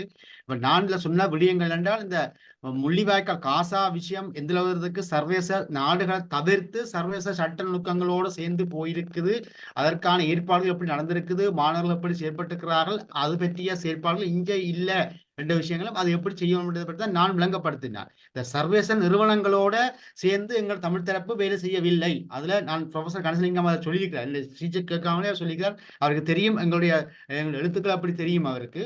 நிச்சயமா இதுதான் உண்மை. சர்வதேச நிறுவனங்கள் நாங்கள் நாடையில சர்வதேச நிறுவனங்கள் சர்வதேச நீதிமன்றத்துக்கு கூட நாங்கள் போகலாம். அரசுகள் தான் போக வேணும், பாதிக்கப்பட்ட சமூகம் போக முடியாது. ஆனால் ஒரு அரசை பிடித்து கொண்டு போகலாம். அது ஒரு சின்ன அரசாகவும் இருக்கலாம். இப்ப நாங்க என்ன நினைக்கிறோம் என்றால், அரசு கண்டால் இந்தியா, அமெரிக்கா அல்லது கனடா, ஒரு பெரிய நாட்டு தான் அரசுகள் நினைக்கிறோம். நாங்கள் சின்ன நாட்டை அரசு நினைக்கிறது இல்லை. 36 சதுர கிலோமீட்டர் இருக்கிற சென்ட் மெரினா கூட சின்ன நாடு தான். அதை கூட பிடித்து கொண்டு நாங்கள் காசை செலவழிச்சு கொண்டு போய் ஒரு வழக்கை தொடுத்தோம் என்றால் என்ன நடக்கும் என்றால், அந்த வழக்குல விசாரணை நடக்கணும் அல்லது முடிவெல்லாம் பெறணும் அவசியம் இல்லை. வழக்கு தொடுத்தாலே இலங்கை பயந்துடும். இலங்கை சிறிய நாடு. இந்த பெரிய ஸ்டேட் சேலஞ்ச் பண்ணுது. அந்த வழக்கு 2 வழக்கையும் சேலஞ்ச் பண்ணுது. ஒன்று இன அழிப்பு வழக்கையும், அடுத்தது ஐக்கிய சபை போட்டு அந்த சட்டத்தன்மை பொருள்களை பற்றி 2 வழக்கையும் சேலஞ்ச் பண்ணுது. ஏன்னா அது பெரிய நாடு, அது சேலஞ்ச் பண்ணும். அப்படி இருந்து பயப்படுகிறார்கள். ஆனால் ஒரு சிறிய நாடு இலங்கை மீது அப்படி நாங்கள் போடுகின்ற பொழுது அடுத்த நிமிஷமே எங்களுடைய ஹாலுக்கு வரக்கூடிய நிலைமை இருக்கு. இந்தியா கூட ஓடி வரும். ஏன்னா இந்தியாவுக்கும் அது பிரிப்பம் இருக்காது அப்படி வழக்கு போடுறது. அப்ப இந்தியாவோட ஓடி வந்து இலங்கைக்கு அர்த்தம் கொடுக்கும் ஏதாவது தீர்வை கொடுங்க. அப்ப குறைஞ்சபட்ச தீர்வு எடுப்பதற்கான முயற்சியான சர்வதேச சட்டங்களை ஆராயவில்லை. இதை சொல்லுகின்ற பொழுது பலர் அதை வேறு விதமாக யோசிக்கிறார்கள். இது முடியாது, இது சர்வதேசம் எங்களுக்கு ஆதரவு இல்லை, என்று சொல்கிறார். அடுத்து இன்னொரு விஷயம், இந்த முள்ளிவாய்க்கால் நிலைவேந்தல நாங்கள் ஒரு சுனாமி நிலைவேந்தல் மாதிரி கொண்டு வரோம். இது மிக தவறு. மக்களிடம் உணர்வு இருக்கின்றது, நல்ல உணர்வு இருக்கின்றது. அந்த உணர்வோடு சேர்த்து கொண்டு அரசியல் கட்சிகள் தவிர்த்து ஒரு பொது கட்டமைப்பு உருவாக்குறதுக்கான வேலையை நாங்கள் செய்ய வேண்டும். அதை நான் செய்ய வேண்டும். நான் நேற்று முன்தான் கூட ஒரு வெளிநாட்டு இன்டர்வியூல சொன்ன ஒரு விஷயம், இந்த அரசியல் கட்சிகளுடைய செல்வாக்கை மக்களுடைய அரசியல் கட்சிகள் செல்வாக்கை பரிசிக்கிறதா இருந்தால் அவர்களுடைய கூட்டம் நடத்துகின்ற பொழுது மக்கள் அங்கே போவது குறைவு. இப்ப மேதின கூட்டம் நடந்தது, மக்கள் மிக குறைவு. ஆனால் முள்ளிவாய்க்கால் நிலைவேந்தல் அல்லது மாவீரர் நிலைவேந்தல் பார்த்தோம்னா பெருமளவான மக்கள் போகிறார்கள். அப்ப மக்கள் அந்நியப்பட்டு விட்டார்கள், தமிழ் தேசிய கட்சிகளிலிருந்து அந்நியப்பட்டு விட்டார்கள். அப்ப இந்த முள்ளிவாய்க்கால் அழிவுக்கு பின்னால 15 ஆண்டுகள்ல கிடைத்த செய்தி அதுதான். ஆனால் மக்களிடம் உணர்வு இருக்கிறது, தமிழ் தேசிய உணர்வு இருக்கின்றது, தங்களுக்கு ஒரு விடுதலை வேண்டும் உணர்வு இருக்கின்றது. அதை கொண்டு செல்வதற்கு ஒரு சரியான தலைமை இல்லை. இதுதான் இங்கே பிரச்சனை. அந்த தலைமையை ஏற்படுத்துறதுக்கு, தலைமை வேண்டாம், அது வழிகாட்டலை ஏற்படுத்துறதற்கு நாங்கள் ஒரு பொது கட்டமைப்பு, அரசியல் கட்சிகள் அல்லாத தேர்தலில், நாடாளுமன்ற தேர்தலில் போட்டி போடாத அரசியல் கட்சி இல்லாத ஒரு பொது கட்டமைப்பு உருவாக்குறதுக்கான வேலையை செய்ய வேண்டும் என்பது இந்த முள்ளிவாய்க்கால் நிலைவேந்தலோடு தயவு செய்து ஒரு முடிவுக்கு வாருங்கள். உண்மையிலே வணக்கம். எஸ், நானும் ஒரு பொதுமகனா யாழ்ப்பாணத்தில் இருக்கிறேன். உண்மைக்குமே இந்த வழக்கு தாக்கல், சர்வதேச வழக்கு தாக்கல் செய்வோம்னு சம்பந்தமான பொதுமக்களுக்கு போதிய அறிவில்லை என்றது எனக்கு இருக்கு. என்னன்னு சொன்னா, நீங்க இப்ப சொன்ன அப்புறம் எனக்கு தெரியுது. என்னன்னு சொன்னா, இவ்வளவு காலமும் எங்களுடைய அரசியல்வாதிகள் நிறைய பேர், அதாவது பொது அமைப்புகளா இருக்கணும், ஏதோ ஒரு பொது அமைப்புகள், சும்மா உதாரணத்துக்கு நான் ஒரு பொது அமைப்பா சொல்ல வர P2P, பொது தொழிலுக்கு பொலி வண்டி வரிகள் சொல்லி ஒரு பொது அமைப்பு உருவானது, அரசியலுக்கு அப்பாற்பட்ட. ஆனா எல்லா அமைப்புகள் அதே மாதிரி காணாமலாக்கப்பட்ட சங்கங்கள், அதாவது இங்க இருக்குது. இப்ப இவைகளுக்கு கூட, அதாவது சர்வதேச விசாரணை வேணும்னு சொல்லி ஒவ்வொரு மாதமும் காணாமலாக்கப்பட்ட சங்கங்களால ஒரு ஆர்ப்பாட்டம் நடந்து கொண்டு இருக்குது, ஒரு கவனேற்பு போராட்டங்கள் நடந்து கொண்டு இருக்குது. ஆனால் அவர்களுக்குள்ள போதிய அறிவு, அதாவது வழங்குவதற்கான ஒருவர் இல்லையா அல்லது தெரிந்தும் தெரியாத மாதிரி இருக்கிறாங்கன்றது உண்மையை நீங்கள் இப்பொழுது கூறும் போதுதான் எனக்கு விளங்குகின்றது சர்வதேச வழக்கு இன்னும் தொடரவில்லை என்று. நல்ல விஷயம். நான் நினைக்கிறேன் இது ப்ரொஃபசர் கணேசலிங்கம் உடன்படுவார் நினைக்கிறேன். நாங்கள் பலரும் எழுதியிருக்கிறோம். ஆனால் என்னென்றா எழுத்துக்களை எத்தனை பேர் வாசிக்கிறோம்ன்றது பிரச்சனை இருக்கு. நான் நினைக்கிறேன் மாணவர்கள் வாசிக்கிறார்கள், சம்பந்தப்பட்டவர்கள் வாசிக்கிறார்கள், தூரங்கள் எடுத்துக்கொள்ளுகின்றன. நீங்க சொன்னது போல சாதாரண மக்களுக்கு அந்த விளக்கம் இல்லை. அது மிகப்பெரிய தவறு விட்டு நாம் படிப்படியாக குறிஞ்சாடுறோம். இந்த உரையில தமிழ் தேசிய கட்சியோட தவறு, அவர்கள் மக்களுக்கு விளங்கப்படுத்துறதில்லை. அவர்கள் என்ன செய்யணும் என்றால், மக்கள்கிட்ட போய் அடுத்த தேர்தலில் வெற்றி பெறுவதற்கான வியூகங்கள் தான் வகுக்கினான். ஆனா இப்ப இந்த பல்கலைக்கழக மாணவர்களுக்கு நான் ஒரு நன்றி சொல்றேன். கடந்த 3-4 ஆண்டுகளாக இந்த அரசியல் கட்சியை தவிர்த்துத்தான் இந்த முள்ளிவாய்க்கால் நிலைவேந்தலையும் மாவீரர் நினைவையும் செய்கிறான். ஏனென்றால் இந்த 2 நிலைவேந்தலையும் ஒவ்வொரு அரசியல் கட்சியும் தங்களை சாதமா பயன்படுத்த வெளிக்கிட்டது. இந்த மக்கள், நான் முதல் சொன்ன மாதிரி, மக்களுடைய இந்த பொது உணர்வை தங்களுடைய வாக்கு வங்கியாக மாற்ற வெளியிட்டார்கள். இந்த பல்கலைக்கழக மாணவர்களுடைய தலைப்போடுதல் தான், அந்த ஈடுபாடு தான் அதை தவிர்த்து விட்டது. அந்த அளவில் நான் மாணவர்களுக்கு நன்றி சொல்றேன். ஆனால் அதை என்ன செய்ய வேண்டும் என்றால், மாணவர்கள் ஒரு பொது கட்டமைப்பு உருவாக்குவதற்கான இந்த மக்கள் உணர்வுகளோடு சேர்ந்து ஒரு பொது கட்டமைப்பு உருவாக்கி அந்த பொது கட்டமைப்பு தான் பேச வேண்டும். வெளிநாட்டிலிருந்து வர எந்த பிரதியும் அந்த பொது கட்டமைப்போடு தான் பேச வேண்டும். அரசியல் கட்சியில போகவே கூடாது. அவர்கள் இருக்கட்டும், அவர் தேர்தலில் போட்டி போட்டு இலங்கை நாடாளுமன்றத்தில் இருக்கட்டும். அப்ப வெளிநாட்டிலிருந்து வர பிரதிநிதி பேச வேண்டுமாக இருந்தால் அந்த பொது கட்டமைப்போட பேச வேண்டும் என்று சொன்னால், அந்த முள்ளிவாய்க்கால் நிலைவேந்தலையும் மாவீரர் நிலைவேந்தலையும் வர மக்களுடைய தொகை எண்ணிக்கையை பாருங்கள். அந்த எண்ணிக்கைக்கு ஏற்ப அதுகளில் இருந்து ஒருவரை தெரிவு செய்து ஈடுபடுத்த வேண்டும். அதான் இப்ப இருக்கக்கூடிய புதிய சிந்தனை. இதற்கு மக்கள்கிட்ட விழிப்புணர்வு ஏற்படுத்தக்கூடிய அளவுக்கு நான் பாக்கெட் மீட்டிங் வச்சாலே காணும். இப்ப நான் எழுதுறத யார் வாசிக்க, நான் இப்ப முல்லைத்தீவு, திருவண்ணாமலையில சில ஸ்பீச்சுகள் செய்திருக்கிறேன். நிறைய மக்கள் வருவார்கள். இப்ப நீங்க சொன்னது போல அவர்கள் இந்த சர்வதேச நீதிமன்றத்துக்கு எப்படி வழக்கு தாக்கல் செய்யறது, ஜெனீவாவை எப்படி ஹேண்டில் பண்றதுன்றது நான் சொன்ன போல அவர்கள் விளங்குது. அப்ப இதே மாதிரி 10 கூட்டம் 10 பேர் செய்தால் நிச்சயமாக மக்களுக்கு விளங்கினால் இந்த அரசியல் கட்சியை தாண்டி ஒரு பொது கட்டமைப்பு இயல்பாகவே உருவாகும். மொழி ஒரு பிரச்சனை அல்ல, தயவு செய்து மன்னிக்க வேண்டும். மொழி ஒரு பிரச்சனை அல்ல.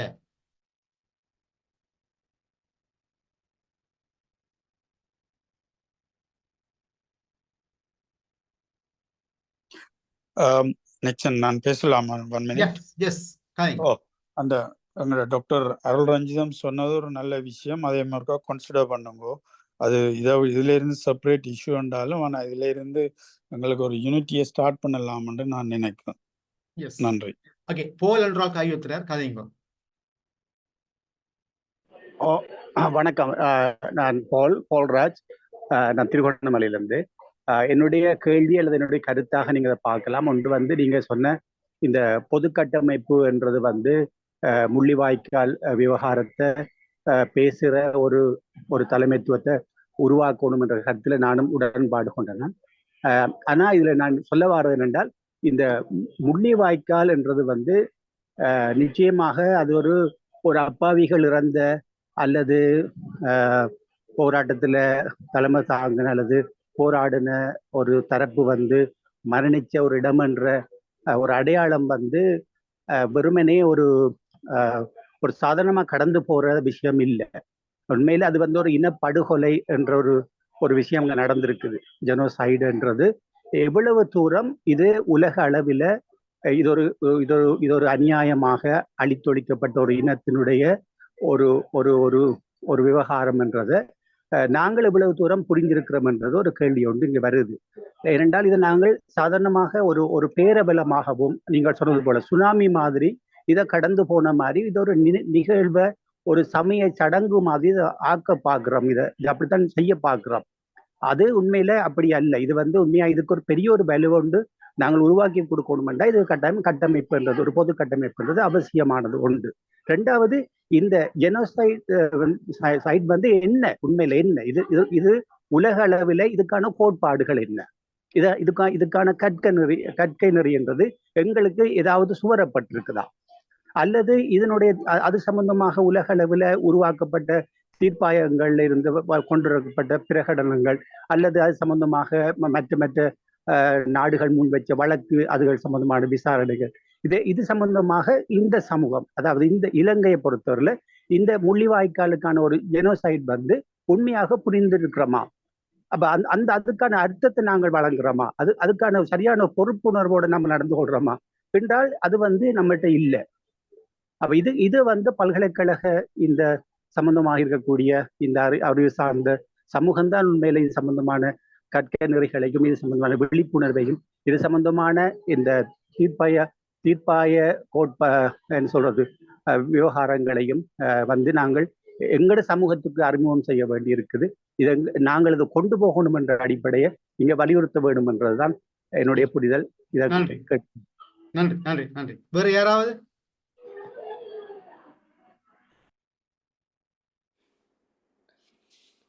வேறு யாராவது கேள்விகள் இருந்தா கேன்ட்ரைஸ் பண்ணலாம். இல்ல இப்ப நாங்க என்ன செய்யணும்டா, இப்ப இந்த காசா விஷயத்துல வந்து எப்படி பலஸ்தீன மக்கள் அணுகி கொண்டு போயினோம்ன்ற ஒரு ஸ்டடிஸ் நாங்க செய்யல. இப்ப நான் 10 எழுத்தாளராக அதை பாக்குறது ஆராய்றது வேற.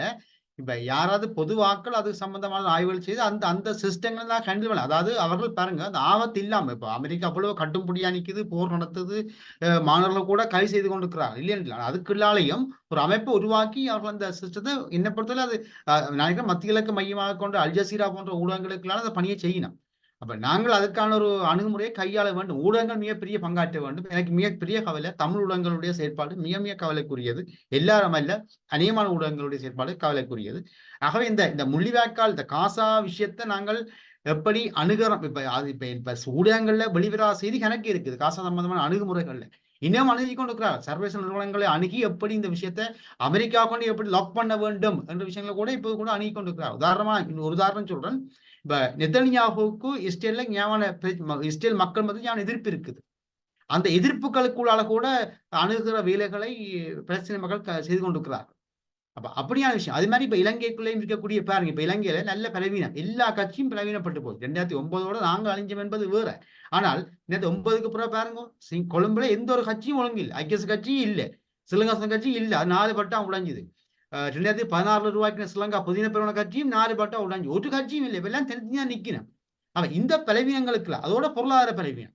அப்ப இந்த பலவீனங்களுக்குள்ளால எப்படி நாங்கள் நுழையலாம்ன்றது நான் அண்மையில் ஒரு கட்டுரை எழுதினேன். இந்த வடகிழக்குல சிங்கள குடியேற்றங்கள் பக்கத்துக்கு நான் போனேன். சிங்கள ஆட்களுக்கு ஒரு வகுப்பு நடத்துறதுக்கு நான் எழுதினேன் கட்டுரை. எனக்கு கூர்மையில இருக்குது, ஆங்கிலத்தில் எழுதையில. அதுல அங்க அந்த குடியேற சிங்கள மக்கள் சொல்லுகிறார்கள், நாங்கள் 1949 குடியேற்றப்பட்டோம், நாங்கள் இப்ப கைவிடப்பட்டிருக்கிறோம், பதவியாவுக்குள்ள வெளியேயாவுக்குள்ள போனான், கைவிடப்பட்டிருக்கிறோம். சிங்கள அரசாங்கத்தோடும் சிங்கள அரசியலோடும் மிக கோபத்தோடு இருக்கிறார்கள். அந்த பிரதேசத்துல தமிழ் மக்கள் போக இயலாது. அது நான் படிப்புகிறவடைய யூஎஸ்ல போனான். ஆனாலும் அப்பப்ப வந்து போகக்கூடிய அது எப்படி போகலாம்ன்ற எந்த ஒரு ஆய்வையும் எங்க தமிழர்கள் செய்யல. நான் கட்டுரை எழுதி போட்டு எம்பி மேருக்கு சொன்னான் வாயால, நீங்க உள்ளுக்குள்ள இறங்கினீங்கன்னா அந்த மக்களை திருப்பலாமன்ட்டு. அப்ப இந்த மாதிரியான அணுகுமுறைகள் எங்கள்கிட்ட இல்ல. சும்மா எலெக்ஷன்ல மட்டும் போட்டி போடுற வேலை மட்டும்தான் இருக்குது. எனக்கு மிக கவலை. இதை பற்றி நிறைய பேச எனக்கு இருக்குது. நான் எழுதி இருக்கிறேன். தயவு செய்து இத விஷயங்கள்ல அதாவது முஸ்லிம் காசா விஷயத்தை மையமாக கொண்டு நாங்கள் எப்படி எங்களுடைய பிரச்சனையை அணுகலாம். இப்ப காசா மக்கள் இஸ்ரேலுக்குள்ள நுழைஞ்சு இஸ்ரேலுக்குள்ள இருக்கக்கூடிய ஆதரவாளர் கிட்டத்தட்ட 700 பேரை சர்வதேச நீதிமன்றத்தை கொண்டு வந்திருக்கிறாங்க. தங்களுக்கு ஆதரவாக பேசுறதுக்கு இன அழிப்பு நடக்குதுன்னு. எப்படி இருக்குது? அப்ப அந்த மாதிரியான எடுத்துட்டு நாங்க செய்யல. நன்றி. வணக்கம் நிக்சன். நீங்கள் ஒரு கம்பேரிட்டிவ் ஸ்டடி என்று சொல்றது, அதாவது வந்து இப்ப மொழிவாய்க்கால நடந்தது என்னண்டா, இப்ப நீங்கள் நான் நினைக்கிறேன் 2007ஆம் ஆண்டாக்கும் ஒரு 12 நாள் வந்து காசாவுக்கு மேல ஒரு போர் ஒன்று இதுவே செய்தவன் இஸ்ரேல் செய்தது. அந்த ஓரை வச்சு கொண்டுதான் எப்படி ஆக்களை எல்லாம் வெளியேற்றி எக்ஸாம்பிள் எல்லா மீடியாக்களையும் வெளியேற்றி அதுக்கு பிறகு போய் அடிச்ச அதே இதைத்தான் இங்கே ஸ்ரீலங்கா ஃபாலோ பண்ணினா. அதுக்கு பிறகு எங்களுக்கு 2009ஆம் ஆண்டு எல்லாரையும் வெளியேற்றி போட்டு இனப்படுகொலை செய்தது.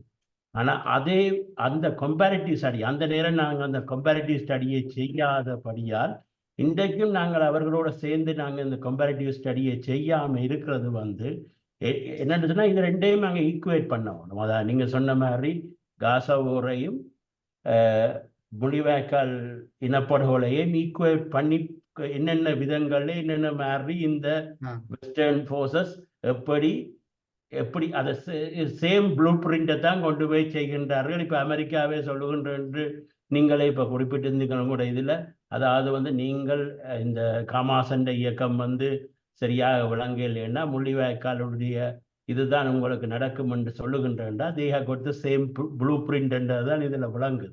அப்போ இந்த ப்ளூ பிரிண்டை வந்து நாங்கள் எப்படி ரெண்டு இனங்களும் ஒன்றாக சேர்ந்து உடைக்க போகிறோம்ன்றதான் இது இருக்கிற கேள்வி. இந்த கம்பேரிட்டிவ் ஸ்டடி வந்து நாங்கள் செய்யறதுக்கு முன் வர வேண்டும் என்றதான் என்னுடைய கருத்து. மிக நன்றி.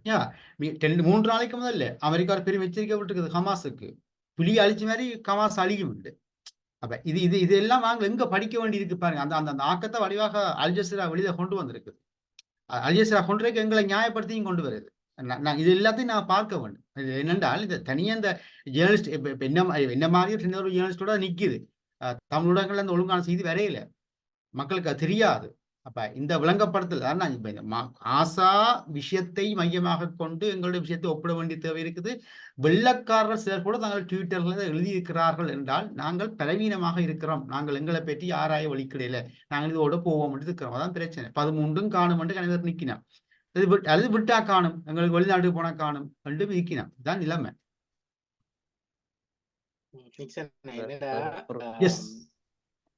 நாங்கள் விடுதலை நோக்கி பயணிக்கின்ற ஒரு சமூகமாக இருக்கிறோம். ரைட். பல காலமாக அந்நிய ஆதிக்கத்தில இருந்து அல்லது இலங்கையில் வந்து சிங்கள சமூகத்தை இந்த அரசியல் தலைமைகளால உரங்கட்டப்பட்டு ஒதுக்கப்பட்டு அடிமைப்படுத்தப்பட்டு போராட்ட இவங்கள்ல பல மாற்றங்களை உருவாக்கி சமூகத்தில் அது உலக நியாயத்துக்குள்ள போராட்டத்துக்கு ஒரு நியாய வடிவத்தை கொடுத்தாங்க. கடைசியாக எல்லாரும் தோல்வி கண்டு இன்றைக்கு ஒரு ஊமையாகிய சமூகமாக மாறிக்கொண்டு போயிட்டோம். அதே மாதிரித்தான் இதே கட்டமைப்பான் காசுகளும் பலஸ்தீன மக்களுக்கும் நடந்து கொண்டிருந்தது. அது நீங்க சொன்ன மாதிரி அந்த இஸ்லாமிக் அந்த அரபு கட்டமைப்பு வந்து மிகவும் ஒரு பலமாக சமூகத்துக்குள்ள அது உலகத்துல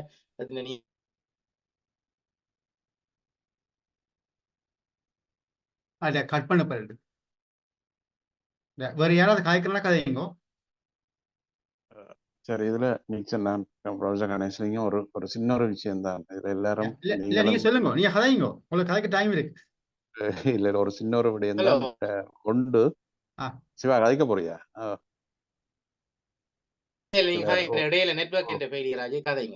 ஒரு விடயம் நான் நினைக்கிறேன், காசாவினுடைய ஜியோ பாலிட்டிக்ஸும் ஈழத்தமிழருடைய ஜியோ பாலிட்டிக்ஸுக்கும் இடையில இருக்காது. நிச்சன் கிளீனா அதை பற்றி நிறைய கட்டுரை எழுதி இருக்குது.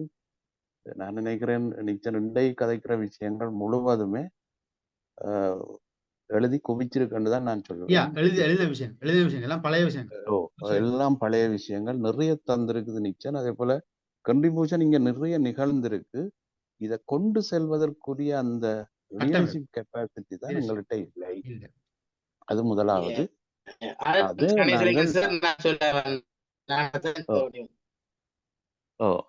அது அதுதான் எங்கள்கிட்ட இருக்கிற ஒரு மிக முக்கியமான ஒன்று நினைக்கிறேன். 2வது விஷயம், இந்த திரும்ப லவனாக்கள் திரும்ப கேட்டுக்கொண்டதன்படி இதை உண்மையில இந்த கம்யூனிகேட் பண்ற இவை எல்லாரையும் ஒன்றிணைக்கிற வேலையை பல்கலைக்கழக மாணவர் சங்கத்தினுடைய செயலாளரோ தலைவரோ அவர்கள் பொறுப்பெடுக்க வேண்டும். ஆரோக்கியமான நிறைய விஷயங்களை அவங்க சொல்றாங்க. நிச்சயமா நாங்கள் ஒரு ஒரு யுனிக்க இதுக்குள்ளாலே ஒரு லிங்க் ஏற்படுத்தி ஒழுங்குபடுத்தணும். அது உண்மையாக பல்கலைக்கழக மாணவர் சங்கம் தான் அது குறித்துடைய பொறுப்பை எடுக்க வேண்டும் என்று நான் கேட்டுக்கொள்றேன். அதை முதன்மைப்படுத்துங்க. இதே மாதிரியான உரையாடல் நிறைய எங்களுக்கு வேணும். இதுல நிக்சன் குறிப்பிட்டது போல இந்த ஜியோ பாலிட்டிக்ஸ் பற்றிய உரையாடலுக்குள்ளாலையும் இந்த விடயத்தினுடைய இன்ஸ்டிடியூஷன் லெவல்ல நாங்கள் கொண்டு போறதுக்கான மாதிரிகளை கண்டறிவதும் அதுக்குரிய உபாயங்களை உருவாக்குறதும். ஏன்னா இது பெருமளவுக்கு நீங்கள் இப்ப இதுல கதைக்கிற முழு விஷயங்களும் நிக்சன் கதைச்ச முழு விஷயம் ஒரு நிமிஷம் டிப்ளமேட்டிக் ஹேண்டிலிங் வந்து பெஸ்டா ஒர்க் பண்ணப்படுகிறது பலஸ்தீனத்தால். முகமது அப்பாஸும் பெருமளவுக்கு ஹமாஸும் பெரிய அளவில் அதுல ஒரு பெரும் நெட்வொர்க்கை டெவலப் பண்ணி உலகளாவிய ரீதியில் ஆர்கனைஸ் பண்ணி வச்சிருக்கு. ஈழத்தமிழர்களை பொறுத்தவரை அந்த ஆர்கனைசேஷனுக்குரிய ஒரு பேஸே இல்லாம இருக்காரு. அதை ஒரு கவனத்தில் கொள்ளுங்க. அது கட்டாயம் கட்டி வளர்க்கப்பட வேண்டும். இது சில வழியில இதுக்கு மாறுபட்ட கருத்து இருந்தா சொல்லுங்க அதை. நன்றி.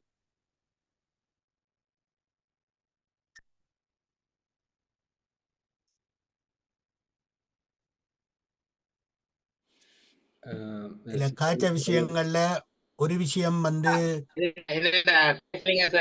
நான் என்னுடைய ஒரு பார்வை என்றால் அமைப்பை கொண்டு வர்றது இன்னும் தோணுது.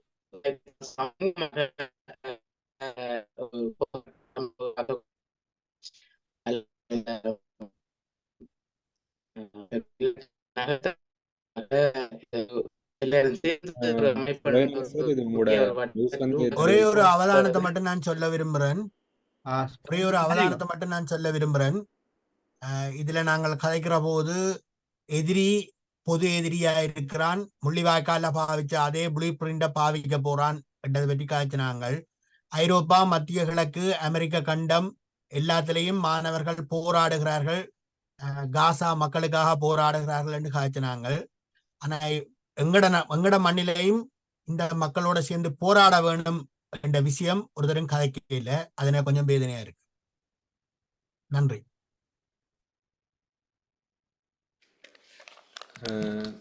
அதுல எனக்கு அருளோ யார் இப்ப கதைச்சினீங்க, சாரி நான் பேர் பார்க்க இல்லை. நாங்கள் இப்ப கதைக்கிறது எல்லாம் அதுவும் ஒரு போராட்டம் தானே. என்னத்தை சொல்றீங்க போராட்டம் இல்லை என்று? நீங்கள் ஆம்ஸ் எடுக்கிறத சொல்றீங்களா அல்லது நீங்க வந்து நான் சொன்னதை வடிவா கிரேக்க இல்ல ஆதரவான போராட்டம்ன்றது சொல்லுங்க. ஆதரவான போராட்டம் என்றது ஐரோப்பாவிலையும் அமெரிக்காவிலையும் மாணவர்கள் போராடுற மாதிரி எங்கட நாட்டிலையும் இந்த இனப்படுகொலையை நிறுத்து என்ற முழக்கத்தின் அடிப்படையில போராட்டங்கள் வர வேணும்.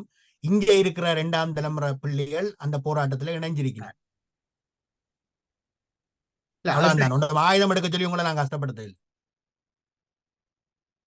இல்ல அதைத்தான் நாங்க இப்ப கதைச்சு கொண்டிருக்கிறோம். இல்ல நீங்க உங்களோட ஆதங்கம் சரி நைட்டு கொள்றேன். இளம் தலைமுறைக்கு அது தெரியுது இல்ல. அதைத்தான் நாங்க இப்ப கதைச்சு கொண்டிருக்கிறோம். அது என்ன செய்யலாம் என்ற விஷயத்தை. என்ன இப்ப காசா வந்து ஒரு தொடர்ச்சியாக இன்றைக்கு பிறந்த 10 வயசு பிள்ளை கூட ஹிஸ்டரிக்கரா கதைக்கும். ஆனா எங்க எல்லாமே இப்ப 19 வயசு பிள்ளை, 20 வயசு 30 வயசு பிள்ளையே இப்ப எங்களுக்கு கதைக்குது இல்லை. யாழ்ப்பாணத்துக்கு போனீங்கன்னா 30 வயசு பிள்ளைக்கு வெளிநாட்டுக்கு போறதான் யோசனையா இருக்குது. அதான் நாங்க வெளியிலமா கதைச்சாதான் அந்த சர்வதேச அரசுகளை விட்டுட்டு சர்வதேச நிறுவனங்களை நோக்கி நாங்கள் எப்படி போக வேண்டும் என்பது ஒன்று. இன்னொன்று பார்க்கணும், இந்த சர்வதேச நிறுவனங்களும் நீதி சொல்லுமான்றது அல்ல. ஆனால் இலங்கை ஒரு சிறிய நாடு. நாங்கள் சர்வதேச நிறுவனத்தை நோக்கி போய் அங்க அட்டம் பண்ணிக்கல, இலங்கை தெண்டவான்ல காலில் விழுந்து வரும், இந்தியாவும் ஓடி வரும். அப்ப எங்களுக்கு வேலை சிம்பிளாக தீர்வு கிடைக்கும். இஸ்ரேல் மாதிரி அது இழுபடக்கூடிய வாய்ப்பு இல்லைன்னா இஸ்ரேல் பெரிய நாடு. அதைத்தான் நாங்கள் கதைச்சு கொண்டிருக்கிறோம். அப்ப அதோட இந்த ஹிஸ்டரிஸை நாங்கள் இளம் பிள்ளைகளுக்கு வாசிப்ப நான் எல்லாம் நிறைய எழுதியிருக்கிறேன். ப்ரொஃபசர் கணேசலிங்கம் எழுதியிருக்கிறேன். அங்க யாழ்ப்பாணத்துல வேற 10 எழுதி கொண்டிருக்கிறோம். ஆனால் வாசிப்பு எத்தனை வீதம் என்பது ஒரு கேள்வி. அப்ப அதால நாங்கள் இப்படியான டிஸ்கஷன் மற்றும் சில பாக்கெட் மீட்டிங்கள் வச்சு விளங்கப்படுத்த வேண்டியது இருக்கு. இப்போ கூட இவர் சொன்னார், இப்ப சர்வதேச நீதிமன்றம் ஜெனீவா பற்றி நான் விளங்கப்படுத்தின அப்புறம் தங்களுக்கு தெரிஞ்சுதான். அப்ப இப்படி கனவேர் இருக்கணும். அப்ப இந்த மாதிரி தெரிஞ்சு விளங்கப்படுத்திட்டால் மக்கள் இயல்பாக சேர்வார்கள். எங்களுக்கு ஒரே ஒரு நல்ல பலம் இருக்குது. மாவீரத்தின நிகழ்வும் முள்ளிவாய்க்கால் நிகழ்வை ஒன்று கூடுற மக்களுடைய தொகையை பார்த்தீங்களா இருந்தால் அந்த உணர்வு அப்படியே நிற்கின்றது. அதை கொண்டு செல்வதற்கு சரியான ஒரு தலைமைத்துவம் இல்லை, ஒரு வழிகாட்டல் இல்லை. நீங்க இருக்கிறதெல்லாம் தேர்தல் அரசியல் கட்சிகள் தான். இதைத்தான் நான் காட்சி சொல்றேன். உங்களுக்கு ஒரு பொது கட்டமைப்பு உருவாக்க வேண்டிய தேவை இருக்குது. காசா மக்கள் எப்படி, பலஸ்தீன மக்கள் எப்படி அணுகுகிறார்கள் என்ற ஸ்டடிஸ், அந்த அந்த அந்த படிப்பை நாங்கள் இன்னும் எடுக்கவில்லை. அதான் நான் இங்கே காட்சி இருக்கிறோம். அந்த படிப்பினை எங்களுக்கு தேவை என்றால் அரசியல் தலைமைகள் இல்லாத போது பலஸ்தீன மக்கள் 2 தடவை ஒருங்கிணைத்த இன்டிஃபாடா பற்றி நாங்கள் எழுத வேணும், மக்களுக்கு படிப்பிக்க வேணும். Yes, correct. வேற யாராவது?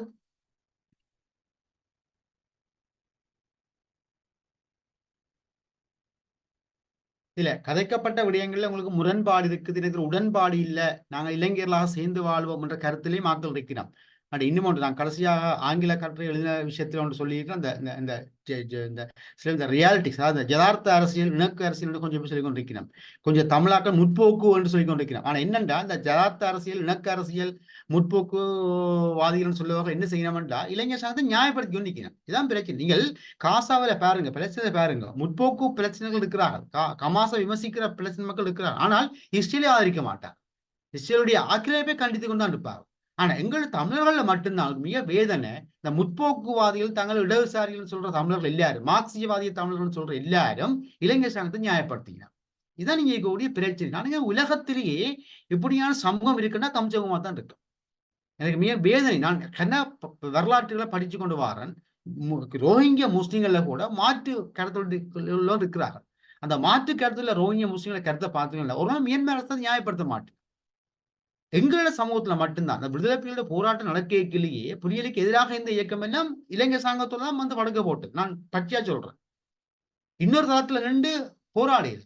நீங்கள் நல்ல ஞாபகம், இந்த கமாஸ் இந்த அக்டோபர் 7ஆம் தேதி தாக்க தொடங்குறதுக்கு முதல் 6 மாசமும் நீங்க பார்த்தீங்களா இருந்தால் பலஸ்தீன மாணவர்கள் கமாஸ் இயக்கத்தை, அதாவது உன்னுடைய செயற்பாடு சரியில்லை என்று வலியுறுத்தி ஹமாஸுக்கு எதிராக போராடினார்கள். ஆனா இஸ்ரேலை நியாயப்படுத்த. அப்ப அந்த போராட்டங்கள் தான் கமாஸ் 7ஆம் தேதி தாக்குதல் நடத்துறதுக்கு காரணமாக இருந்தது என்று இப்ப ஆய்வுகள் வருது வெளியில.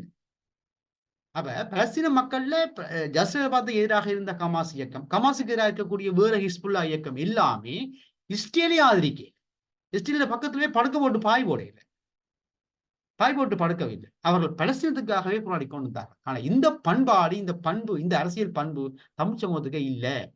தமிழ் தேசியத்தை எதிர்க்கிற எல்லோருமே இளைஞர் சங்கத்தை நியாயப்படுத்துகிறார்கள். விடுதலை புலிகளை எதிர்க்கிற எல்லோருமே இளைஞர் சங்கத்தை நியாயப்படுத்துகிறார்கள். இந்தியாவை நியாயப்படுத்துகிறார், அமெரிக்காவை நியாயப்படுத்துகிறார். இதுதான் இங்க உள்ள பிரச்சனை. இதற்குள்ளால்தான் நான் என்ன மாதிரி ஒரு சிலர் வெட்டியோடி இந்த கட்டுரைகளை எழுதி கொண்டிருக்கிறோம். இதை புரிய வைக்கிறதுக்கு கொஞ்சம் கடினமான பாதையாக இருக்குது என்பது என்னுடைய மனவேதனை. நான் கேட்கிறேன். என்ன கமெண்ட்ஸ் என்றால் மேலே நிறைய விஷயம், மேலே தேவையான விஷயம் நிறைய ஒரு சந்தோஷமா இருக்குது. இதுல நான் விரும்பப்படுற ஒன்று முதல்ல ஆரம்பத்தில் சொன்ன விஷயம் தான். அதாவது இதுல உண்மையில ஒரு கேம்பஸ் பல்கலைக்கழக மாணவ ஒன்றியம், பல்கலைக்கழக மாணவர்களுக்கு என்ன பொறுப்பு இருக்குது, எத்தகைய இந்த சர்வதேச உலகளை அவையில எப்படி நாம் அது நாங்கள் எப்படி செய்யப்படணும் என்ற விஷயத்துல உண்மையில ஒரு பெர்ஃபெக்டான ஒரு விளக்கத்தை கொடுத்துருக்குன்னு நான் நம்புறேன். ஸோ இன்றைக்கு நாங்கள் எங்கள்கிட்ட பரப்புக்குள்ள இருக்கிற, அதாவது இன்றைக்கு நாங்கள் பொது கட்டமைப்பு பற்றி உரையாடலாம் சமாளத்தை போய் கொண்டு இருக்குது. ஸோ அதுக்கு உண்மையில என்ன நான் விரும்புகிற விஷயம், பல்கலைக்கழக மாணவர் ஒன்றியம் பார்வையாளர்களாக போறதை தவிர்த்து அதுல முக்கியமான பங்காளர்களாக அதுல சிறப்பிக்கிறவர்களாகத்தான் எங்களோட மாற்றத்தை அல்லது நாங்கள் அதாவது ஒரு உன்னதமான மாற்றத்தை கொண்டுலாம்னு நம்புறேன். என்றால் அண்ணா சொன்ன விஷயம் தான். அதாவது இப்ப இன்றைக்கு என்ன ஹமாஸ் போராட்டத்துக்கு பின்னால, கமாஸ் தாக்குதலுக்கு பின்னால கமாச இப்படி செய்யத்தான் வேணுமென்ற, அதாவது எங்களுக்கு போராடத்தான் வேணுமென்ற ஒரு வைராக்கியத்தை அங்க மாணவர்கள்லாம் கொடுத்திருக்கிறான். இன்றைக்கும் இஸ்ரேலுக்கு எதிராகவும் பலஸ்தீனத்துக்கு எதிராகவும் உலகம் ஃபுல்லாக போராடுறது, அதாவது அமெரிக்காவுக்கும் ஒரு நெருக்கடியை கொடுக்கிற அளவுக்கான போராட்டத்தை இன்றைக்கு மாணவர்கள் ஒழுங்க வச்சு கொண்டிருக்கிறான். எங்களை கூட போக வேண்டாம், பக்கத்துல போவோம். பங்களாதேஷ் விடுதலைக்குல மாணவர் அமைப்புகள் மாணவர்கள செயற்பாடு தான் அங்கு வலிமையா இருந்தது. ஸோ அந்த அடிப்படையில் எங்கட மாணவன் ஒரு தொடர்ச்சி தன்மை இருக்கணும், அதான் முக்கியம். என்றால் எங்கட மாணவ ஒன்றியங்கள் கிட்டத்தட்ட அண்ணா சொன்னாங்க, ஏன்னால் பழைய மாணவர்களுக்கும் புதிய மாணவ ஒன்றியங்களுக்கும் தொடர்பு எந்த கேள்விக்குறியா இருக்குது. தொடர்ச்சி தன்மை என்ற பெரிய சவாலாக இருக்குது. 2019 செய்த ஒரு விஷயம் 2023 செய்யணுமான்றது கேள்விக்குறி இருக்குது. ஸோ என்னை பொறுத்தவரை மாணவர்கள் ஒரு வருஷம், இப்ப இந்த வருஷம் மாணவ ஒன்றியம் சிறப்பாக செய்யுது, ஓகே. அடுத்த வருஷம் மாணவ ஒன்றியம் இதே செய்யுமான்றது கேள்விக்குறி. வைக்கும் சின்ன ஒரு எங்களுக்குள்ள அந்த நாங்கள் எங்கட பொறுப்புக்குள்ள உணர்றோம் இல்லையோண்டு ஒரு கவலையா இருக்குது. ஸோ மாணவர்கள் அதை உணர்ந்து செயற்படுறது பொருத்தமா இருக்கும்னு என் கமெண்ட்ஸ். That's all. நன்றி. நிறைவுபடுத்துறது நல்லதா இருக்கும்னு நான் நம்புறேன். மாணவர்கள் பல கஜன். அனைவருக்கும் வணக்கம். கதைக்கலாமா சார்? Yes, okay. என்னன்னு சொன்னா, நான் pass out student Jaffna university. அப்ப நான் யாழ்ப்பாணத்தை பற்றி நாங்கள் பல்கலைக்கழகத்தின் மாணவர்கள் சமூகத்தை கொண்டு வழி நடத்துகின்ற விதம், இதை யார் செய்யறது என்ற மாதிரி. அடுத்து இதே நாங்கள் பக்கத்தில் நடக்கிற காசாவினுடைய போராட்டம், அது எங்களுக்கு நடந்த அநீதி, இப்படி நாங்கள் காய்ச்சி கொண்டிருக்கிறோம்.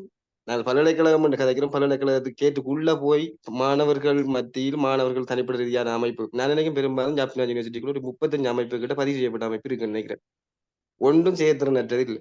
செயற்திறன் நான் வேலை செய்யறதா இல்லை. அப்பப்போ கூடுவார்கள், அங்க வேலை செய்யற அந்த என்ன சொல்ற அந்த ஃபெகால்ட்டி மீட்டிங்ல கூடுறது, செய்யப்படுற காரியங்கள், அவங்களுக்குள்ள ஒற்றுமை இருக்குதா, இதை செய்யக்கூடிய உணர்வான மாணவர்கள் இருக்கிறாங்களா என்று பார்த்தா எங்களுக்கு பெரும்பாலும் நினைக்கும் ஜாப்னா யூனிவர்சிட்டியில 13,000 மாணவர்களுக்கிட்ட எல்லா வளாகங்களும் சேர்த்திருக்கிறது.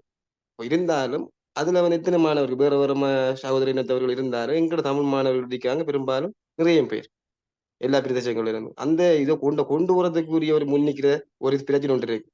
அடுத்தது அவர்கள் பல்கலைக்கழகத்தை விட்டு வெளியில வந்ததுக்கு பிறகு அந்த மாணவர்கள் தனிமைப்படுத்தப்பட்டது பிறகு அவர்களுக்கான பாதுகாப்பு, நானும் சில போராட்டங்கள் சில ஆர்ப்பாட்டங்கள் நடந்தேன். அடுத்து என்ன வருது மே 18 என்ன சொல்றது, கர்ப்பிணி தாய்மார்களுக்கும் பாலூட்டும் தாய்மார்களுக்கும் என்று உணவு கொடுக்கப்பட்டது. அப்போ எங்களை பிடிச்சு கொண்டு 26 நாள் ரிமாண்ட் பண்ணியிருந்தால் பயங்கரவாத தடைச்சட்டத்துல ஸ்ரீலங்கா அரசு சரியான முறையில அணுகி சரியா நிறைய பிரச்சனைகள் எடுத்துதான் நாங்கள் வெளியில வந்தோம். அப்ப எங்களுக்கு பின்னா யாரும் நிக்கல சமூக அமைப்பு. இப்போதைக்கு தமிழ் சமூகத்தை வழி நடத்துற ஒரு கட்டமைப்பு தமிழ் மக்கள் நம்புற ஒரு அளவு நம்புறாங்களோ அதுல பெரும்பான்மையா நம்பாம இருக்கிற அரசியல்வாதி தாண்டி கொண்டு சமூகத்துல பெரும்பான்மையா எங்களை சமூகத்தை வழி நடத்துகின்ற ஒரு பொது அமைப்பு இல்லை, இதுவரைக்கும் இல்லை. அந்த அமைப்பு வளர்றதுக்கும் எந்த ஒரு மாற்று கட்சிகளும் மாற்று சக்திகளும் விடுதில்லை. ஏன்னு சொன்னா எங்க நாங்கள் ஒரு கிராமத்தில் இருந்தோ அல்லது ஒரு வீட்டில இருந்தோ நாங்கள் உருவாகிறமாக இருந்தால் அதை முளையில் கிளியறதுக்குரிய ஏற்பாடு வழியா நடங்குது. அப்ப எங்களோட தம்பி பயங்கர தடை இடத்துல தடை செய்யப்பட்டது பிறகு எங்களை விட்ட ஆர்மி இப்படி போலீஸ் எஸ்டிஎஃப் சொன்னது, நீ படிச்சு உண்ட வீட்டோட ஒரு வேலை எடுத்து உனக்கு என்ன தேவையில்லாத பிரச்சனை, உனக்கு என்ன சமூகம் எடுத்துட்டு இருந்தது. அப்போ பாருங்க நாங்க அந்த குடும்ப ரீதியாக தனிமனித ரீதியாக நாங்க பாதிக்கப்படுறோம். இதை யார் அணுகிறது? அப்ப எங்களை விட மாட்டாங்க எங்களை குடும்பத்தில இருந்து போய் இந்த இப்படியான விஷயங்களை செய்யறதுக்கு. இப்ப பாதுகாப்புன்றது இல்லை. அப்படி நாங்க பிடிபட்டால் நான் ஏற்கனவே நான் நினைக்கிறேன் எங்களோட மாணவ ஒன்றிய தலைவராக இருந்தவர் செயலாளரும் பழிலண்ணாவும் இன்னொரு கிரியண்ணாவும் பயங்கர தடைச்சடத்துல பட்ட நினைக்கிறேன். பட்டு கொழும்புக்கு தனித்தனி தான் போய் வந்தவங்க. அவங்களோட குடும்ப காசு அவங்க உழைச்ச காசுல தான் அந்த கேஸுக்கு போய் வந்தோம், கோட்ஸுக்கு போய் வந்து நினைக்கிறேன். அப்படி அவங்க ஒதுக்கப்பட்டு அதை பின்னாலே பல்கலைக்கழகத்தை விட்டு வெளியில வந்தா யார் எங்களுக்கு பாதுகாப்பு?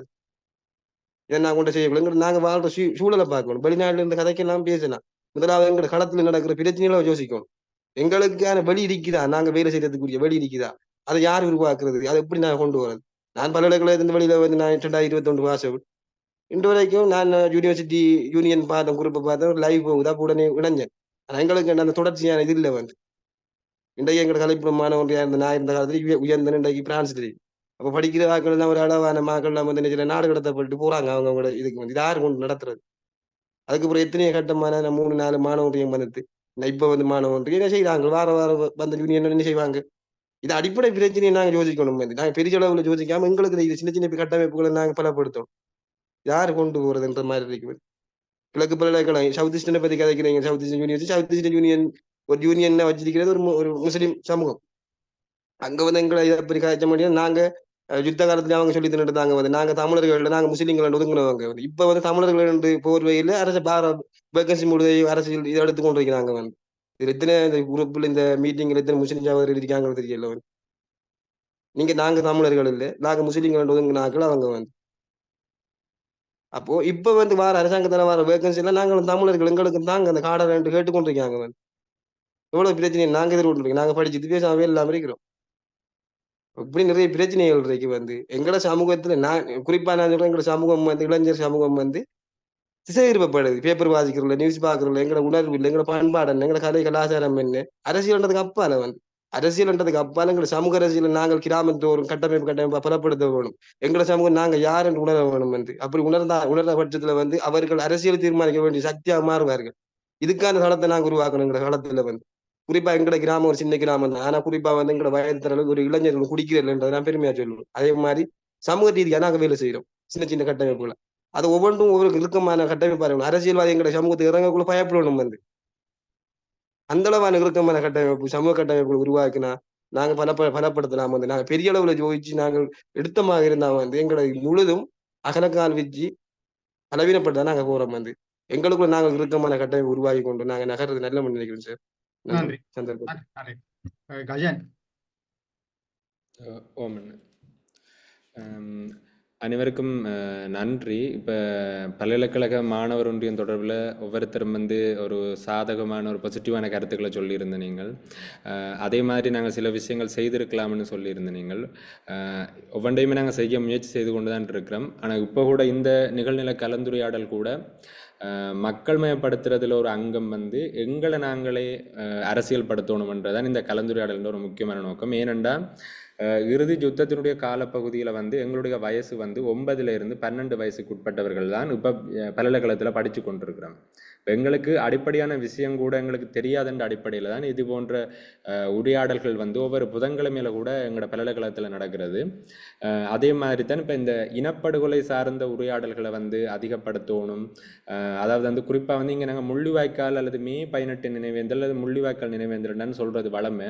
நாங்கள் அந்த சொற்பதத்தோட விட தமிழினப்படுகொலை என்ற சொற்பதத்தை வந்து இந்த முறை அதிகம் பயன்படுத்தணும் என்று நாங்கள் விரும்புகிறோம். படுகொலை என்ற ஒரு சொற்பதத்தை வந்து திருப்பி நாங்கள் உச்சரிக்க வேணும் என்ற நாங்கள் உச்சரிக்காமட்டால் வேறு யாரும் உச்சரிக்க போகிறது இல்லையண்டு நினைக்கிறோம். அதுபோல் வந்து இப்போ எங்களோட தலைமுறையை தான் நாங்கள் மெயினாக அரசியல் படுத்துறதுக்கான ஒரு பணிகளை வந்து நாங்கள் செய்து கொண்டிருக்கிறோம். குறிப்பாக அது எங்களோட இயலுமைக்கு உட்பட்டதாக அது செய்து கொண்டிருக்கிறோம் என்று நாங்கள் நம்புகிறோம். ஆனால் நாங்கள் இன்னும் முன்னேறி போக வேண்டிய சில படிகள் இருக்குது.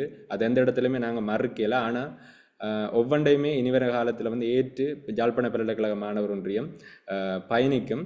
அதுபோல் இன்றைய தினம் இந்த நிகழ்நிலை கலந்துரையாடலில் வந்து எங்களுக்காக கருத்துரையாளராக பங்கு கொண்டு கருத்துரையாற்றியிருந்த நிக்சன் அண்ணா அவர்களுக்கும், அதுபோல் இன்றைய தினம் பங்கு கொண்டு கருத்துக்களை வழங்கிய ஏனைய பார்வையாளர்கள், அதுபோல் இந்த ஜூம் செயலியில் இணைந்திருக்கக்கூடிய பார்வையாளர்கள், அதுபோல் ஃபேஸ்புக் லைவில் வந்து இணைந்திருக்கக்கூடிய பார்வையாளர்கள் உள்ளிட்ட அனைவருக்கும் இந்த நேரத்தில் யாழ்ப்பாண பல்கலைக்கழக மாணவர் சமூகம் சார்பாக எங்களுடைய நன்றிகளை தெரிவித்துக் கொள்கிறோம். அனைவருக்கும் நன்றி, வணக்கம்.